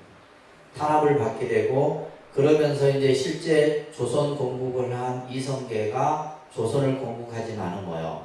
계속해서 이제 불교의 그런 어떤 억압에 대한 상소들이 올라오게 돼요. 그러면서 실제 이제 무학대사를 옆에 두고 있었지만은 아무래도 뭐요? 그 신하들의 의견들을 또 어느 정도는 받아들여야 됩니다. 그러면서 이것이 점점 이제 불교가 내리막길을 걷다가 나중에 태종 때 오게 되면 불교가 엄청나게 이제 탄압을 받게 됩니다. 그래서 이제 스님들을 전부 신분을 노비로 다 격화시켜버려요. 평민이 아닌 노비로. 조선시대는 신분사회 아니에요. 그죠? 그러면서 이제 스님들이 그냥 산속으로 들어가고 그냥 평민으로 그냥 생활하고 이렇게 이제 그러면서 이제 그렇지만은 우리가 보면 이 조선시대 때도 보면 세종 이런 임금들은 개인적으로는 불교를 신봉했던 임금들이에요. 그래서 세조 같은 경우는 이제 실제로 이제 그 절에 가서 유명한 여러분들 그 강원도에 그죠? 그 월정사 그 문수 보살을 칭연했다라는 그런 얘기도 이제 세조의 설화 속에 나오죠. 또 세종임금 같은 경우도 얼마 전에 그 영화로 나왔었죠, 그죠? 실제 한글을 창제할 때 그런 어떤 역할을 했던 분이 바로 누구예요? 스님이다. 네, 그 스님에 대한 이제 이런 역사적 여러 가지 얘기가 있는데, 아무튼 이제 그 조선이 몇 년간 지배를 했거든요. 500년. 보통 그 이씨 조선이 500년 동안 이제 이 나라를 하는 동안에 불교는 말 그대로 뭐 거의 흔적도 없이 사라져요. 그 고려 시대 때 화려했던 불교가. 그러면서 심지어는 이제 여러분들 어떤 일이 벌어지게 되냐면 도성 출입을 금지시킵니다. 태종 때 도성 출입을, 누구를 도성 출입을 못하게 해요? 스님들. 그래서 우리가 서울에 가면 동대문, 남대문 다 그 사대문이 있잖아요. 그죠? 사대문 안에는 스님들이 들어가지 못해요. 그래서 그 정도로 이제 이 불교를 탄압하게 되는데, 그러다가 이제 우리가 흔히 말하는 이제 고종 황제가 즉위를 하게 되고, 이때는 이제 막 어떤 신문물이 막 이제 열강들이 막 우리나라를 침탈하였던 그런 시대예요. 그럴 때 누가 같이 들어옵니까? 뭐 러시아도 들어오고 막 그냥 영국, 그다음에 그죠? 일본. 그래서 여러분들 이제 이 그 조선 2조 500년 끝무리에 이제 고종 황제가 현재 때 당시 이제 뭐가 이게 이루어지게 되냐면 그 일본 승려에 의해서 도성 출입이 해제가 되게 돼요. 참 아이러니한 역사예요. 그래서 도대체 왜 스님들 사대문을 못 드러나게 하느냐. 그래서 당시 일본 승려인 사무라고 하는 승려가 이제 김홍집, 당시 내각 대신이었어요. 김홍집에게 상소를 올려서 이 도성 출입 해제가 됩니다. 이게 바로 뭐냐면 요 도성 출입 해제로부터 강복, 그 8.15 강복, 1945년 강복까지를 근대사라고 이렇게 얘기합니다. 그 이제 강복 이후를 우리가 보통 현대사 이렇게 역사학자들이 기준을 할 때, 그래서 이제 오늘 우리가 근현대사를 조금 이제 봐야 되는데, 왜 이걸 보냐면 우리가 역사라고 하는 것은 과거의 일에 그냥 그것을 뭐 시시콜콜 우리가 알고 하는 것이 뭐 그렇게 중요하냐 생각하는 게 아닙니다. 지금 우리의 불교를 보려고 하면 요걸 볼 줄 알아야 돼요. 요걸 볼 줄 알아야지만 지금의 불교를 이해할 수가 있고 앞으로의 미래를 우리가 방향을 설정할 수가 있는 거예요. 자, 그러면서 당시에 이제 많은 열강들이 우리나라를 침탈하면서 이제 특히 일본이 그 세력이 커지게 되죠. 세력이 커지게 됩니다. 그러면서 당시에 일본의 사찰들이 우리나라에 들어오게 돼요. 그러면 쉽게 얘기해서 마을에는 사찰들이 있었다? 별로 없었어요. 전부 사찰들은 어디로? 산으로만 다 있어요. 그러면서 이제 일본이 이제 들어오면서 당시 이제 여러 종파들이 들어와요. 일련종, 정토종, 정토진종 이런 이제 사찰들이 대표적인 사찰이 하나 남아 있는데 군산에 가면 동국 사람들이 있어요. 동국사 군산에 지금도 일제 그 시대 때 그 절모습이 그대로 남아 있어요. 조계종 사찰인데, 이제 그런 식의 이제 일본 사찰들이 1877년부터 부산에 이제 본원사라고 하는 절을 세우면서 들어오게 됩니다. 자, 이러면서 이제 이 그 일본 불교가 우리나라에 자리를 잡게 되는데, 특히 이제 1902년에 보게 되면 정토종, 일본의 정토종의 확산을 견제하기 위해서 우리나라에서 이제 절을 세우게 되는데, 그 절 이름이 바로 창신동에 있는 원흥사라고 하는 사찰을 만들게 됩니다. 그래서 역사 기록에 보게 되면 1877년부터 1910년까지 일본이 39개 도시에 113개의 절을 지었다. 이게 얘기합니다. 굉장히 절을 많이 짓는 거예요. 절을 많이 짓고, 그러면서 이제 그러다가 이제 우리가 흔히 말하는 그 식민 통치 시대를 맞이하게 되죠. 그죠? 우리가 그때는 안 살아봤지만 그냥 들어보세요. 식민지 통치 지배를 당하는데 뭐 정치적으로 뭐 여러 가지 이제 뭐 그런 부분들은 놔두고 우리가 이제 불교 부분만 조금 보려고 해요. 이 일본이 이 총독부가 우리나라를 이제 식민 지배를 36년간 하게 되죠. 그죠? 36년 통치를 하게 되는데 이 사람들이 이제 그 문화 말살 정책이라고 해서 우리나라의 문화 정신을 송두리째 뭐예요? 일본화 시키는 작업을 하게 되는데 그 중에 여러분들 역사 시간에 배웠던 뭐 창씨개명이라든지 뭐 단발령이라든지 이런 건 아시죠? 네, 들어봐서 아실 거예요. 근데 이제 불교는 뭘 제정을 했냐면 사찰령을 제정을 하게 됩니다. 이 사찰령이 뭐예요? 우리나라 불교를 일본 불교화 시키는 그러한 법적인 제도 장치를 만들게 되게 돼요.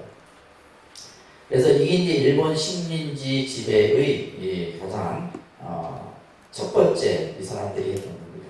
1911년에 6월에 이것을 제정 발표를 해요. 이 테라우치라고 하는 총독이었는데 테라우치 당시 총독이 그 신문에 보면 1937년쯤에 나왔던 신문 기사에 보게 되면 이런 일이 있었다고 전해져요. 테라우치 총독 다음에 미나미 총독이라는 총독이 부임을 하게 되는데 당시 이제 모든 우리나라가 이제 아직까지 남북한이 갈라지기 전이었잖아요. 그러니까 우리나라는 전체 31개의 본사를 가지고 있었어요. 31본산. 이 31본산 주지를 전부 총독 관저에 모아놓고 그러니까 1년에 몇 번씩 이렇게 한답니다. 총독 관저에 다 모아놓고 이 미나미 총독이 테라우치 총독을 그 이제 공적을 취하하는 자리에서 당시 망공 스님 그래도 이제 그 시대 때는 망공, 경어 이런 여러 큰 스님들이 그래도 계셨던 시대예요. 이 망공 스님이 이제 이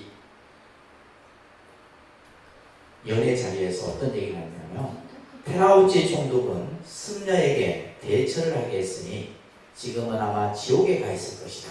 이런 아주 불효론물 같은 소리를 했다고 해요. 그러니까 망공스님 같은 분이나 이런 소리 하지 보통 같았으면 뭐예요? 바로 막 잡혀갔지.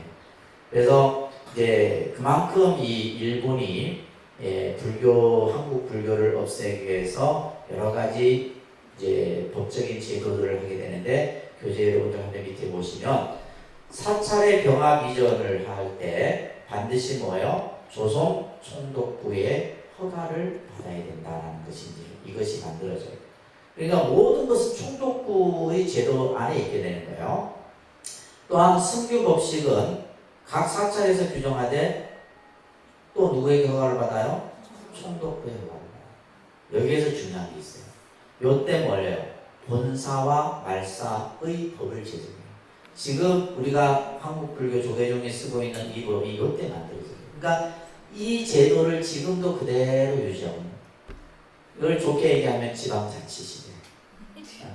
그러니까 이거는 어떻게 보면 조선 총독부가 전국에 있는 사찰을 다 어떻게 관리해요? 관리 못합니다. 그러니까 뭐예요? 큰 지역마다 이제 뭐 예를 들면 양산 통도사, 부산 범어사, 당시 이제 경주에는 기림사가 본사였어요. 불국사가 원래 말사입니다. 박정희 대통령 때 이제 불국사가 본사로 된 거지 원래 기림사가 더 큰 절이에요. 기림사, 해인사, 송강사 이런 식으로 이제 그 절을 중심으로 해서 말사들을 다 관장하죠. 그러니까 이제 이 일본 총독은 뭐예요? 본사 주지들만 관리하면 되는 거예요. 본사 그렇잖아요. 말사들은 뭐냐면 친일 성향의 주지들만 아시면 되는 거예요. 그래서 지금 이 신문에 여기 지금 스크린에 나오는 이 회광이라는 스님이 아주 그 당시 아주 친일에 앞섰던 스님이에요. 그래서 당시 이제 해인사 주지였다고 해요. 이번에 우리 그죠? 친일 문제 때문에 좀 여러 의견들이 분분하고 했었잖아요. 그죠? 장군 이름이 뭐지? 네, 백선엽 장군, 그죠? 그러니까 이 역사라고 하는 것은 이만큼 그것이 없어지지 않습니다. 없어지는 게 아니에요. 그래서 이 당시에 이제 보면 이 조선 총독부에서는 이제 친일 성향의 주지들을 안 치게 되는 거죠. 안 치게 되는데 보시면 1912년 7월 12일에 해인사주지 이회강이 라는 사람이랑 스님이 성교양종 법찰 대본산 해인사 본말사법을 제정해요. 그래서 이 본말사법을 제정해서 그냥 일본에게 이렇게 하겠다라고 갖다 바치는 거죠. 자, 그 다음에 제7조 보세요. 사찰에는 누굴 준다? 주지라는 이 개념이 이제 이때 다 만들어집니다. 지금 우리가 이제 사찰의 대표가 주지잖아요. 주지라는 개념이 언제 만들어졌다? 일제시대 때 만들어집니다. 그러니까 그 이전에는 우리가 이 주지라는 개념이요. 그 이전에는 뭐냐 하면 수행과 법의 이 어떤 대표의 의미를 가지고 있었어요. 그래서 주지라고 하는 것은 법을 설하는 사람이고 수행을 이끌어주는 사람이 주지였다면, 그러니까 우리가 보통 주지하면 뭐예요? 지금 예를 들면 행정, 그죠?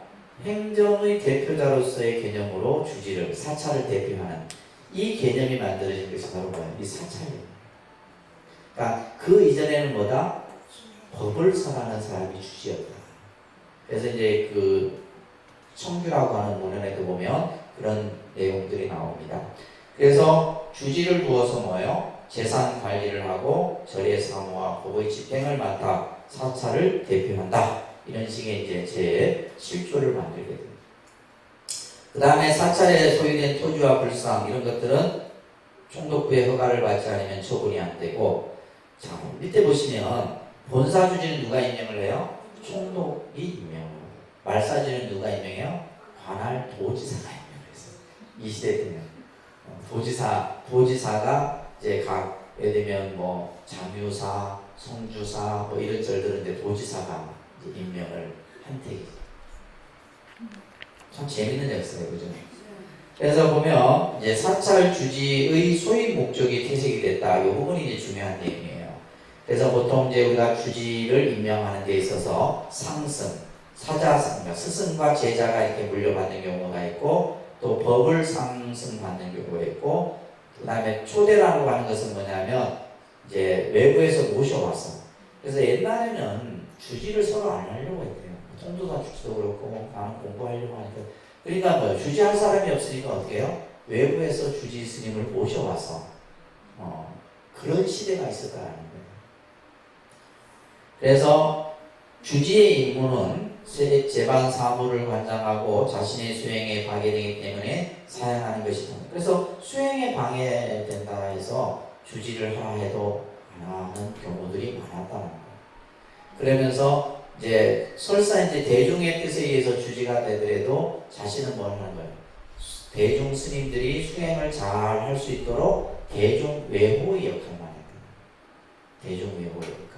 그래서 이제 저희 그 은사 스님이 벽자, 안자, 벽안 노스님이신데, 벽안 노스님이 이제 저희 스님께서는 이제 동대 이사장도 하시고, 통도사 주지를 하실 때는 진짜 아주 모든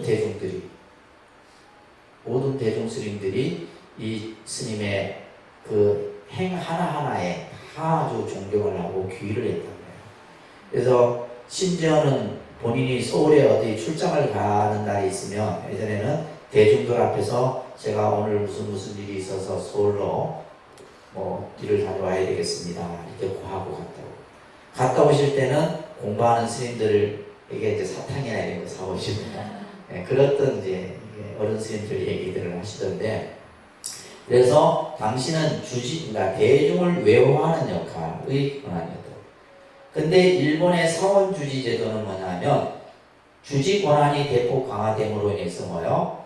이제 재산을 증식하고, 그러면서 뭐요? 주지 임명에만. 그러니까 쉽게 말해서 우리가 말하는 재산이 좀 많은 사찰에만 주지를 하려고 하는 이런 모습들이 나타나게 된 거예요. 자, 그 다음에 이게 더 중요한 거예요. 1926년이 되게 되면 총독부가 뭐예요? 대처승도 본말사 주지가 될 수 있도록 허가를 합니다. 이게 지금 뭐냐면 우리 한국 불교가 큰 고통의 시작이 됐던 이 법이에요. 그러니까 우리가 70년대, 80년대 불교는 계속 계속 싸우거든요. 소송전 막 그냥 엄청 싸웁니다. 여러분들은 기억도 못 하시겠지만. 하여튼 뭐 정말 이루 말할 수 없는, 그냥 불교의 재산을 거의 반을 날릴 정도로 소송으로 싸우게 되는데, 그 싸움의 원인이 되는 게 이게 뭐예요? 대처승을 본말사 주지가 되고요. 그래서 1930년대 이때가 되게 되면 요 이후로는 뭐예요? 통도사 주지도 결혼을 해요. 나중에는 이걸 하기 전에 뭐예요? 모든 스님들은 결혼을 해야 된다라고 하는 것을 또 만들어요. 그래서 일본이 자신들의 불교화를 만들기 위해서 했던 가장 큰 아주 우리 한국 불교에 끼친 나쁜 영향이 뭐냐면 스님들 결혼을 다 시켰어요. 그래서 결혼을 한 스님을 우리는 대처승이라 하는데, 여러분들은 그런 용어 쓰지 마세요. 아시겠어요? 대처 스님들이 대처승들은 제일 기분 나빠.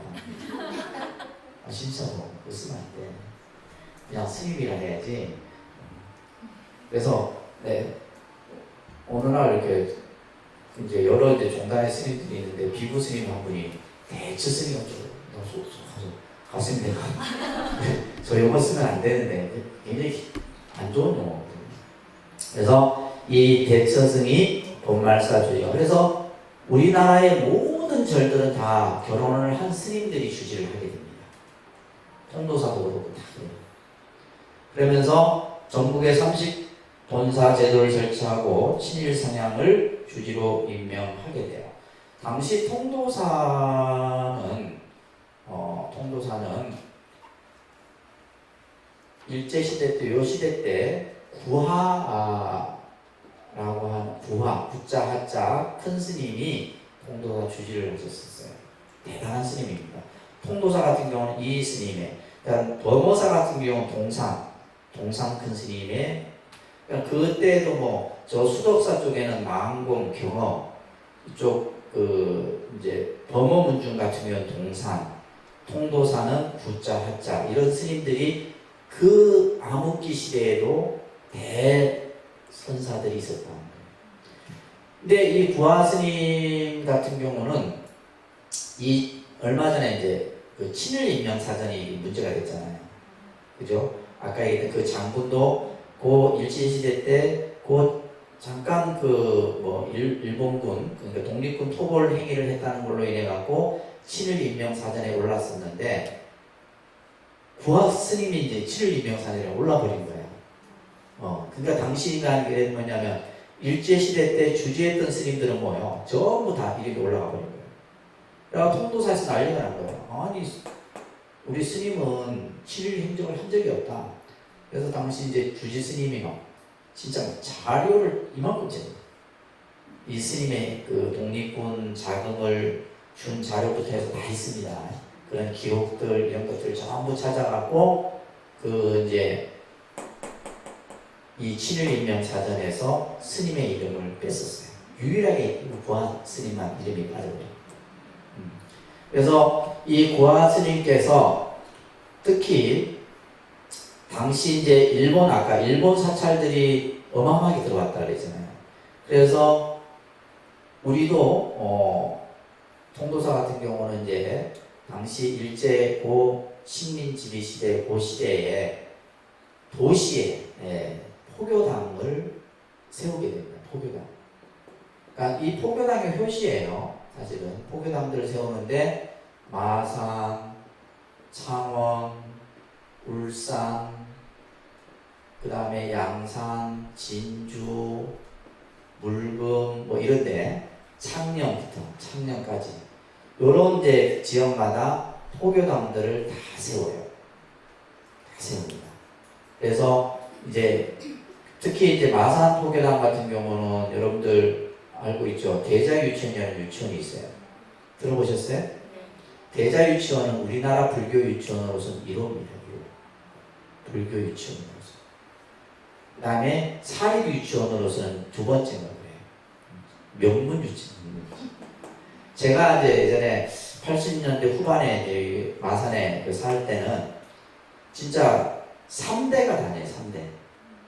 꼬맹이가 와갖고 그때는 가네들은 스님 보면 부처님이 가거든요. 그래서 부처님이 하면서 우리 아버지도 여기 유치원 나왔고요. 우리 할아버지도 여기 유치원 나왔고요. 거의 지금 한 100년이 넘었으니까 유치원이.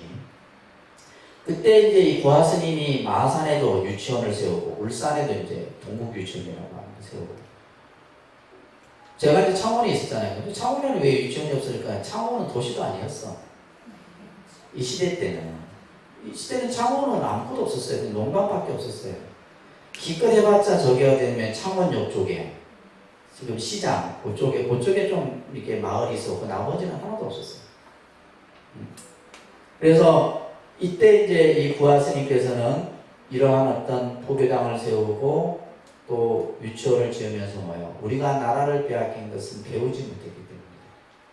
그래서 어릴 때부터 교육을 시켜야 된다 해서 유치원을 건립하셨다. 대단한 선각자죠. 그죠? 그러면서 이런 어떤 행적을, 그러면서 이 사찰들이 보면 전부 어디에 있냐면 빈민가에 위치하고 있어요. 우리가 흔히 말하는 산동네. 마산도 보면 옛날 추산동에 산동네에 있어요.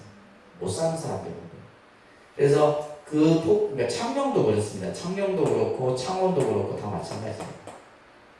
근데 이 사찰이 뭘 또 하라는 거예요? 교육과 구유를 하도록, 그런 역할을 하도록 이 일제시대 때에, 그래서 마산포교당 같은 경우는 1910년대 정도 되고 그리고 창원포교당이 1927년인가 됩니다. 그런 식의 이제 또 모습들이 우리가 이제 여러분들이 기억을 하셔야 됩니다. 그러면서 이제 이 사찰들이 전부 이제 결혼한 스님들의 그런 주지들이 이제 전부 다 차지하게 돼요. 그러면서 이제 또 좋은 점은 뭐냐면 불교의 근대 교육이 이루어지게 됩니다. 그래서 1906년에 처음 세워졌던 근대식 학교, 명진학교라고 하는 학교가 있는데 이때 이제 대표적인 뭐 권상로라든지 안진호, 강대련, 이종욱 이런 분들이 이제 이 명진학교를 다닙니다. 그러니까 명진학교가 지금의 동국대학교의 전신이에요. 그러니까 동국대학교가 1906년에 세워졌으니까 당시 이제 우리가 보면 고려대학교가 그다음에 이제 연희전문, 고려대학교는 고성전문학교죠. 그다음에 연세대학교 이런 이제 그 사립학교들이 같은 시기에 세워지게 됩니다. 그래서 명진학교는 1906년에 세워져서 1910년까지 4년간 원종 종문에서 운영을 하다가 이제 1915년에 고등강습, 그 다음에 중앙학립으로 개편되게 되고, 그 다음에 1940년에는 해화전문학교, 그 다음에 1946년에 이제 동국대학으로 승격이 되게 되는데, 그래서 원래 동국대학교가 해화동에 있었어요. 지금의 서울대학교는 있죠. 그 대학로를 아까 보셨습니다. 대학로 쪽에 원래 동국대학교가 있었어요. 근데 지금은 동국대학교가 남산 쪽으로 올라갑니다.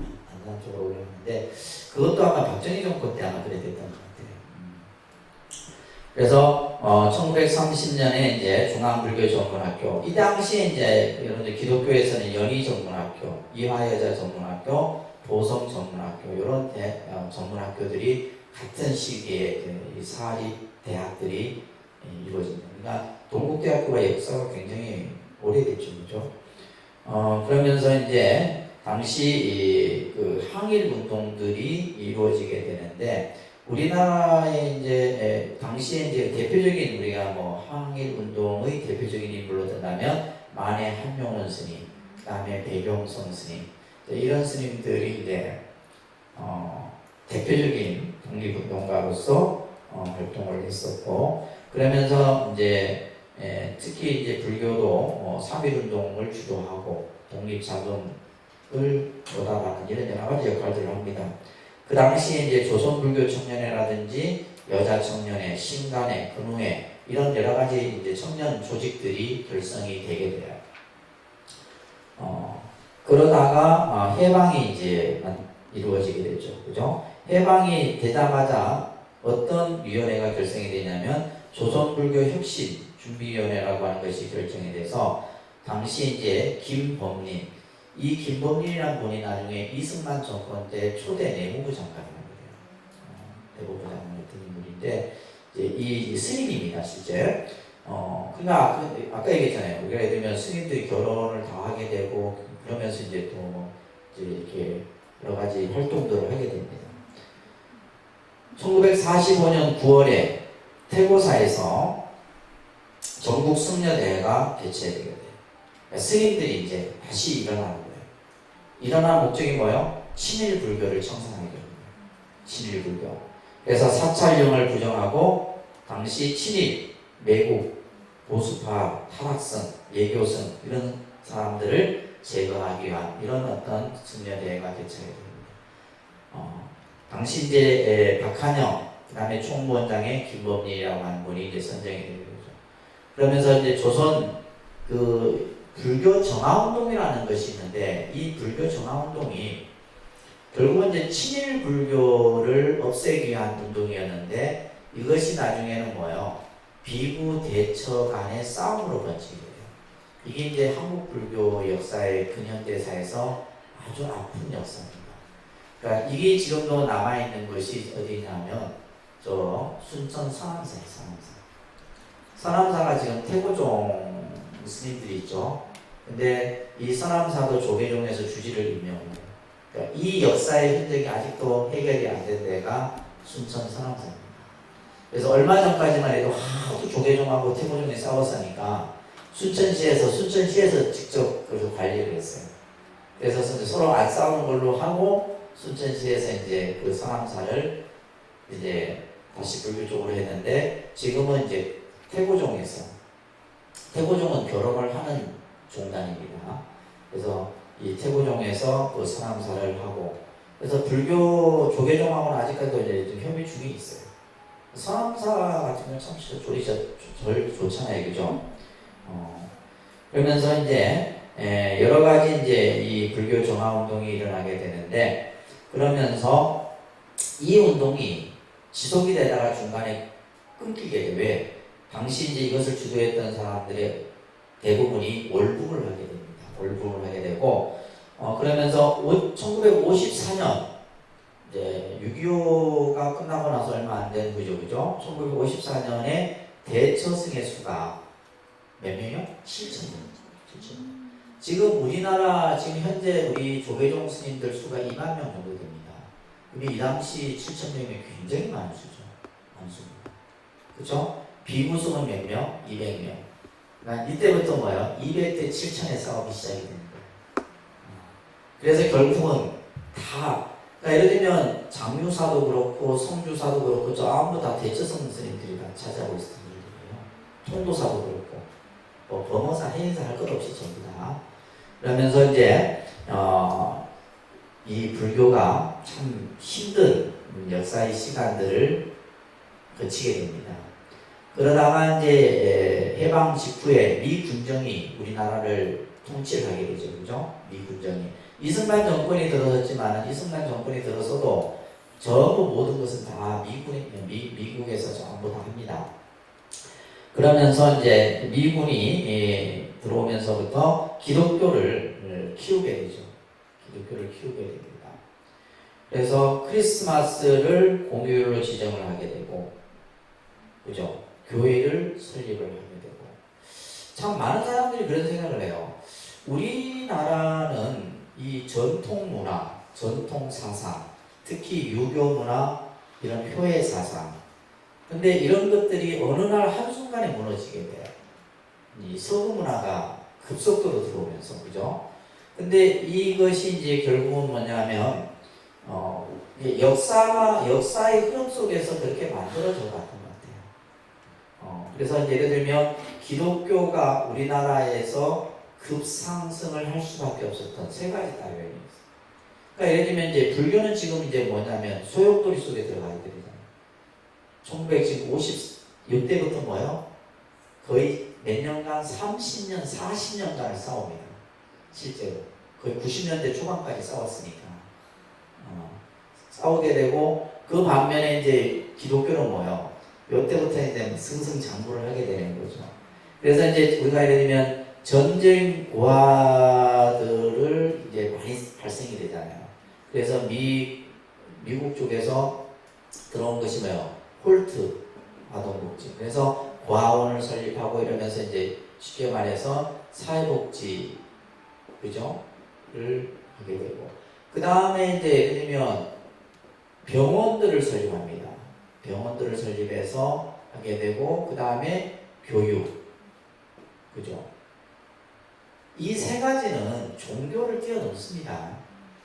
그래서 지금도 이제 우리 기독교가 해외 선교를, 예전에는 우리가 해외 선교를 받아서 기독교가 일어났지만 지금은 뭐예요? 우리나라가 해외 선교를 합니다. 해외 선교. 그래서 아프리카, 특히 많이 가는 데가 어디요? 저 연변. 이 사람들은 뭘 지금 하냐면 북한을 선교하기 위해서 연변 쪽으로 대단한 사람들이에요. 그래서 그들이 가서 하는 게 뭐냐면 복지, 교육, 의료입니다. 의료, 그죠? 의료 봉사, 교육 봉사, 사회복지 이런 쪽, 사회사업 쪽. 이거는 내가 불교를 가지고 있더라도 결국은 가게 돼요. 그러니까 대표적인 것이 요즘에 이제 여러분들 많이 들어서는 게 뭐예요? 요양병원. 무슨 병원? 다 갈 거죠? 다 가야 돼. 근데 이 요양병원의 80%가 기독교에서 하는 거예요. 목사들이 합니다. 제일 그냥 교회보다도 돈 되는 게 요양병원이라 하더라고요. 특히 어디에요? 농어촌 지역에. 농어촌 지역에 있는 요양병원들 보면, 통도사도 그 밑에 보면 요양병원들 많은데 보면 다 교회에서 하는데. 그러니까 예를 들면 뭐 30년 40년 전에 다녀도 누워 있어봤자 누구예요? 아무도 안 찾아와요. 아무도. 자식들이 찾아오고서 누가 찾아와요? 결국 찾아온 사람들은 뭐예요? 교인들이 찾아와고 손잡아주고 찬송가 불러주고 기도해주고 하니까 뭐예요? 나중에 이제 할매가 내 돌아갈 때 내 모든 재산을 교회에 바친다 이러고 가버리는 거예요. 실제 그런답니다. 실제로. 그래서 우리가 농어촌 지역에 교회들이 있잖아요. 교회들이 있는데 그 교회들이 자생하는 이유들이 바로 이런 이유들이에요. 근데 우리는 뭐 맨날 무슨 사시기도 한다고 법당에서 목탁 치고 있으니 되겠냐 이거예요. 안 되는 거예요. 그래서 어느 스님 한 분은 도저히 농촌에 있는 사찰인데 이거 신도가 안 오는 거예요. 야, 이래갖고는 이게 안 되겠다 싶어갖고 마을 이장을 모집하는데 본인이 이장에 들어가요. 스님이 이장이에요. 그래갖고 이 스님은 사시기도 이런 거 아니에요. 새벽기도. 아침 되면 어떻게 해요? 이제 밭에 일하시는 할아버지 할머니들 가서 말동무 해주고 뭐 마을의 현안 문제 얘기해주고 음료수 받아주고 그러니까 자연히 뭐예요? 그 마을 사람들이 다 절신도가 되는 거예요. 그렇잖아. 지금은 그런 시대예요. 그런 시대. 참 이걸 알아야 되는데 그죠? 그래서 이제 이 크리스마스를 공휴일로 지정을 이미 50년대에 하게 되고 일요일 국가 행사를 금지하게 돼요. 이것도 지금 요즘도 이 문제가 됩니다. 기독교에서는 왜 공무원 시험을 일요일날 보냐 해서 지금 일요일 안 봅니다. 모든 국가고시 시험들을 보면 토요일날 많이 보지 일요일날 못 보는 이유가 기독교에서 반대해요. 왜 반대해요? 네? 그러니까 좀 배워봐 좀. 그 사람들 교회에 간다고 시험을 못 보게 하잖아요. 그것만 그래요? 결혼식도 일요일 안 합니다. 교회에서 안 하는 이상은. 왜요? 교회 가야 된다고. 대단한 사람들이에요. 나는 우리 불자들이 한 50%만 따라와도 내가 불교가 이 모양 요꼴이 안 될 텐데 그런 생각을 항상 합니다. 그러면서 이제 불교계에서는 이제 일제시대 때 만들어진 사찰령을 폐지를 요구했는데 미 군정에서는 이것을 존속을 시킵니다. 그러면서 이제 이승만 정권을 잡으면서 이승만은 감리교 신자예요. 기독교인입니다. 그래서 당시 그 내각의 42%를 기독교인으로 채우게 돼요. 당시 이제 불자는 백성목 박사하고 김범리 이 두 분만 불자고 나머지는 전부 대부분은 이제 기독교인으로 채우게 되고 1949년에 이제 토지개혁을 단행하게 되는데 이 농지개혁법입니다. 그래서 사찰이 직접 농사 짓지 않는 토지들을 전부 소작인에게 다 주거든요. 그래서 이때도 이제 뭐 토지를 또 뭐 이렇게 팔아야 되는 이런 상황들이 있었네요. 그래서 이제 사찰이 이제 이런 어떤 토지들을 그 바탕으로 해서 회사를 설립하거나 학교를 세우거나 이렇게 하는 경우들이 많아져버립니다. 그러다가 이제 1951년에 보면 군종제도를 이 군종제도도 이게 굉장히 큰 종교 영향이 큽니다. 다시 말해서 이제 우리는 한참 후에 만들어져요. 그래서 군 목사, 군 신부의 제도가 만들어져서 군대 안에서 이제 종교 행위를 하게 되는데 이때 이제 막 기독교는 1951년, 또 기독교 방송이 1954년에 그러니까 전부 말고 모든 것이 기독교 중심으로 이루어지게 되는 거죠. 그러다가 이제 1954년에 이승만 정권에 의해서 유시가 1, 2차 유시가 벌어지게 되는데 이때 이미 불교는 뭐예요? 비구 대처 간의 싸움이 엄청 일어나고 있습니다. 그래서 이제 대통령이 유시를 내릴 정도였으면 얼마나 사회적으로 문제가 됐다는 걸 알 수 있겠죠, 그죠? 그래서 이제 대처성은 스님도 아니니까 사찰에서 물러나라 이런 이제 대통령이 유시를 한 거예요. 그러면서 이제 막 이제 모든 그 대처성이 차지하고 있던 사찰들이 비구 스님들에 의해서 전부 이제 다 뺏기게 되는 이런 상황들이 만들어지게 됩니다. 그러면서 이제 1960년 4.19 혁명에 의해서 이승만 정권이 붕괴되고 이때 이제부터 1960년 정도가 되게 되면 대부분의 사찰들이 이제 정리가 다 돼서 비구 스님들에 의해서 이제 사찰이 이제 정리가 되게 됩니다. 그래서 1961년 3월에 대법원에서 비구 종단인 대한불교조계종을 법적으로 인정을 하게 됩니다. 이러면서 이제 뭐예요? 1960년 이후에 해결되지 않은 비구 대처 간의 이런 사찰들이 분쟁들이 계속하게 됩니다. 이것을 우리가 어떻게 보면 잘못 끼워진 단추에 비유를 할 수 있죠, 그죠? 그러니까 일본이 사찰령을 제정하고 또 스님들을 결혼을 시키고 그러면서 이런 어떤 모습들 속에서 한국 불교는 많은 시련을 갖게 됩니다. 근데 이 싸움이 박정희 정권 때도 계속 이어지게 돼요. 그래서 박정희 대통령이 담화를 또 발표해요. 이제 그러니까 대통령이 담화를 할 정도면 얼마나 사회적으로 그냥 밤마다 막 뺏고 뺏기는 싸움이 계속 벌어지는 거예요. 그러면 심지어는 소송까지 이어지게 되고. 그래서 1962년에 이제 새 종단이 만들어져요. 박정희 대통령이 힘이 있잖아요. 싸우지 마라 해놓고 이제 두 종단들을 서로 하나로 합하는 통합 종단을 만드는데 결국은 이제 이것도 오래가지 못하죠. 그래서 1968년에 이제 군승 스님들이 이제 군대에서 종교 행위를 할 수 있는 법사 활동을 할 수 있는 군승제도가 만들어지게 되고 1970년에 태고종이 있어요. 그래서 태고종이 이제 실제로는 어떻게 보면 굉장히 오래된 종단이에요. 우리 저게 그 창원에 가면 그 사찰도 태고종 사찰이죠, 그죠? 갑자기 생각이 나요. 불곡사. 절 좋잖아요. 절 좋잖아요. 그 다음에 이제 1975년이 돼서야 이제 부처님 오신 날이 공휴일로 공표가 되게 되죠. 그 다음에 신군부는 뭐예요? 전두환 정권입니다. 그죠? 전두환 정권 때도 이때 뭐가 이루어지냐면 12.7 법난이 이루어져요. 이 전두환 전 대통령이 불교를 이제 통치하기 위해서 12월 7일 날 새벽에 군인을 앞세워서 모든 사찰을 수색을 합니다.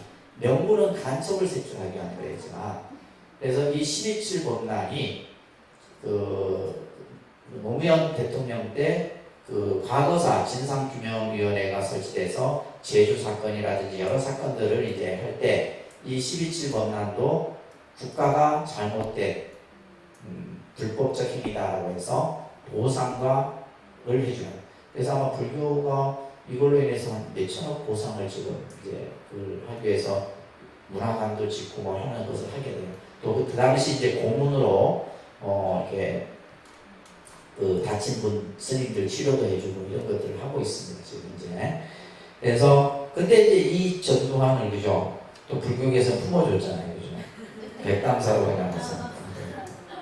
그래서 1980년대 때도 계속 1990년에 와서는 이제 총무원장하고 주지 이제 종정하고의 이런 어떤 관계로 인해서 종단이 분교가 이루어지게 되고 이런 어떤 여러 가지 상황들이 생깁니다. 그러다가 1990년대 후반에 이제 이 대한불교 조계종이 좀 더 이제 새로운 조계종의 모습으로 갖추면서 불교의 이제 개혁이 이루어지게 되는 거예요. 자, 그래서 첫째, 불교의 자주합니다. 너무 정치적으로 얽매이지 않으면서 불교 스스로 어떤 일을 할 수 있는 불교의 자주화가 강조되고 제도적 개혁이 만들어지게 되고 그 다음에 의식 개혁이 중요합니다. 그죠? 우리 스님들도 의식 개혁이 이루어져야 되고 우리 불자 여러분들도 의식 개혁이 좀 이루어져야 돼요. 그 다음에 이제 사상적 개혁이라든지 그 다음에 인물 개혁 이런 개혁들을 바탕으로 해서 그러면서 이제 우리가 앞으로 불교가 어떤 방향으로 나가야 되느냐 이게 중요합니다. 첫째는 스님들을 제대로 교육시켜야 된다. 승려 교육입니다. 승려 교육. 그래서 지금도 이제 스님들을 계속해서 끊임없이 교육시키고 또 어떻게 보면 양질의 이렇게 스님들을 배출해내는 이런 것들을 하고 있어요. 그 다음에 두 번째는 불교의 사회화입니다. 불교의 사회화. 이것은 이제 불교가 꼭 우리가 지금 어떤 틀 속에 갇혀있는 불교의 모습이 아니라 여러 가지 우리가 교육이라든지 환경이라든지 인권이라든지 노동이라든지 그래서 불교가 사회화에 여러 가지 역할들 그래서 힘없고 이런 사람들이 불교에 기댈 수 있는 이런 불교의 모습으로 만들어져 가야 되지 않나 생각을 합니다. 그 다음에 세 번째는 뭐예요? 포교의 활성화입니다. 그래서 여기서 계층 포교라 그러는데 어린이부터 시작해서 청장년, 청년, 중년, 노년 다양한 이런 법회를 통한 포교의 활성화들이 앞으로 우리 불교가 나아가야 될 그런 방향으로 우리가 생각을 해야 되지 않나 싶습니다. 그래서 시간이 없어서 더 자세한 부분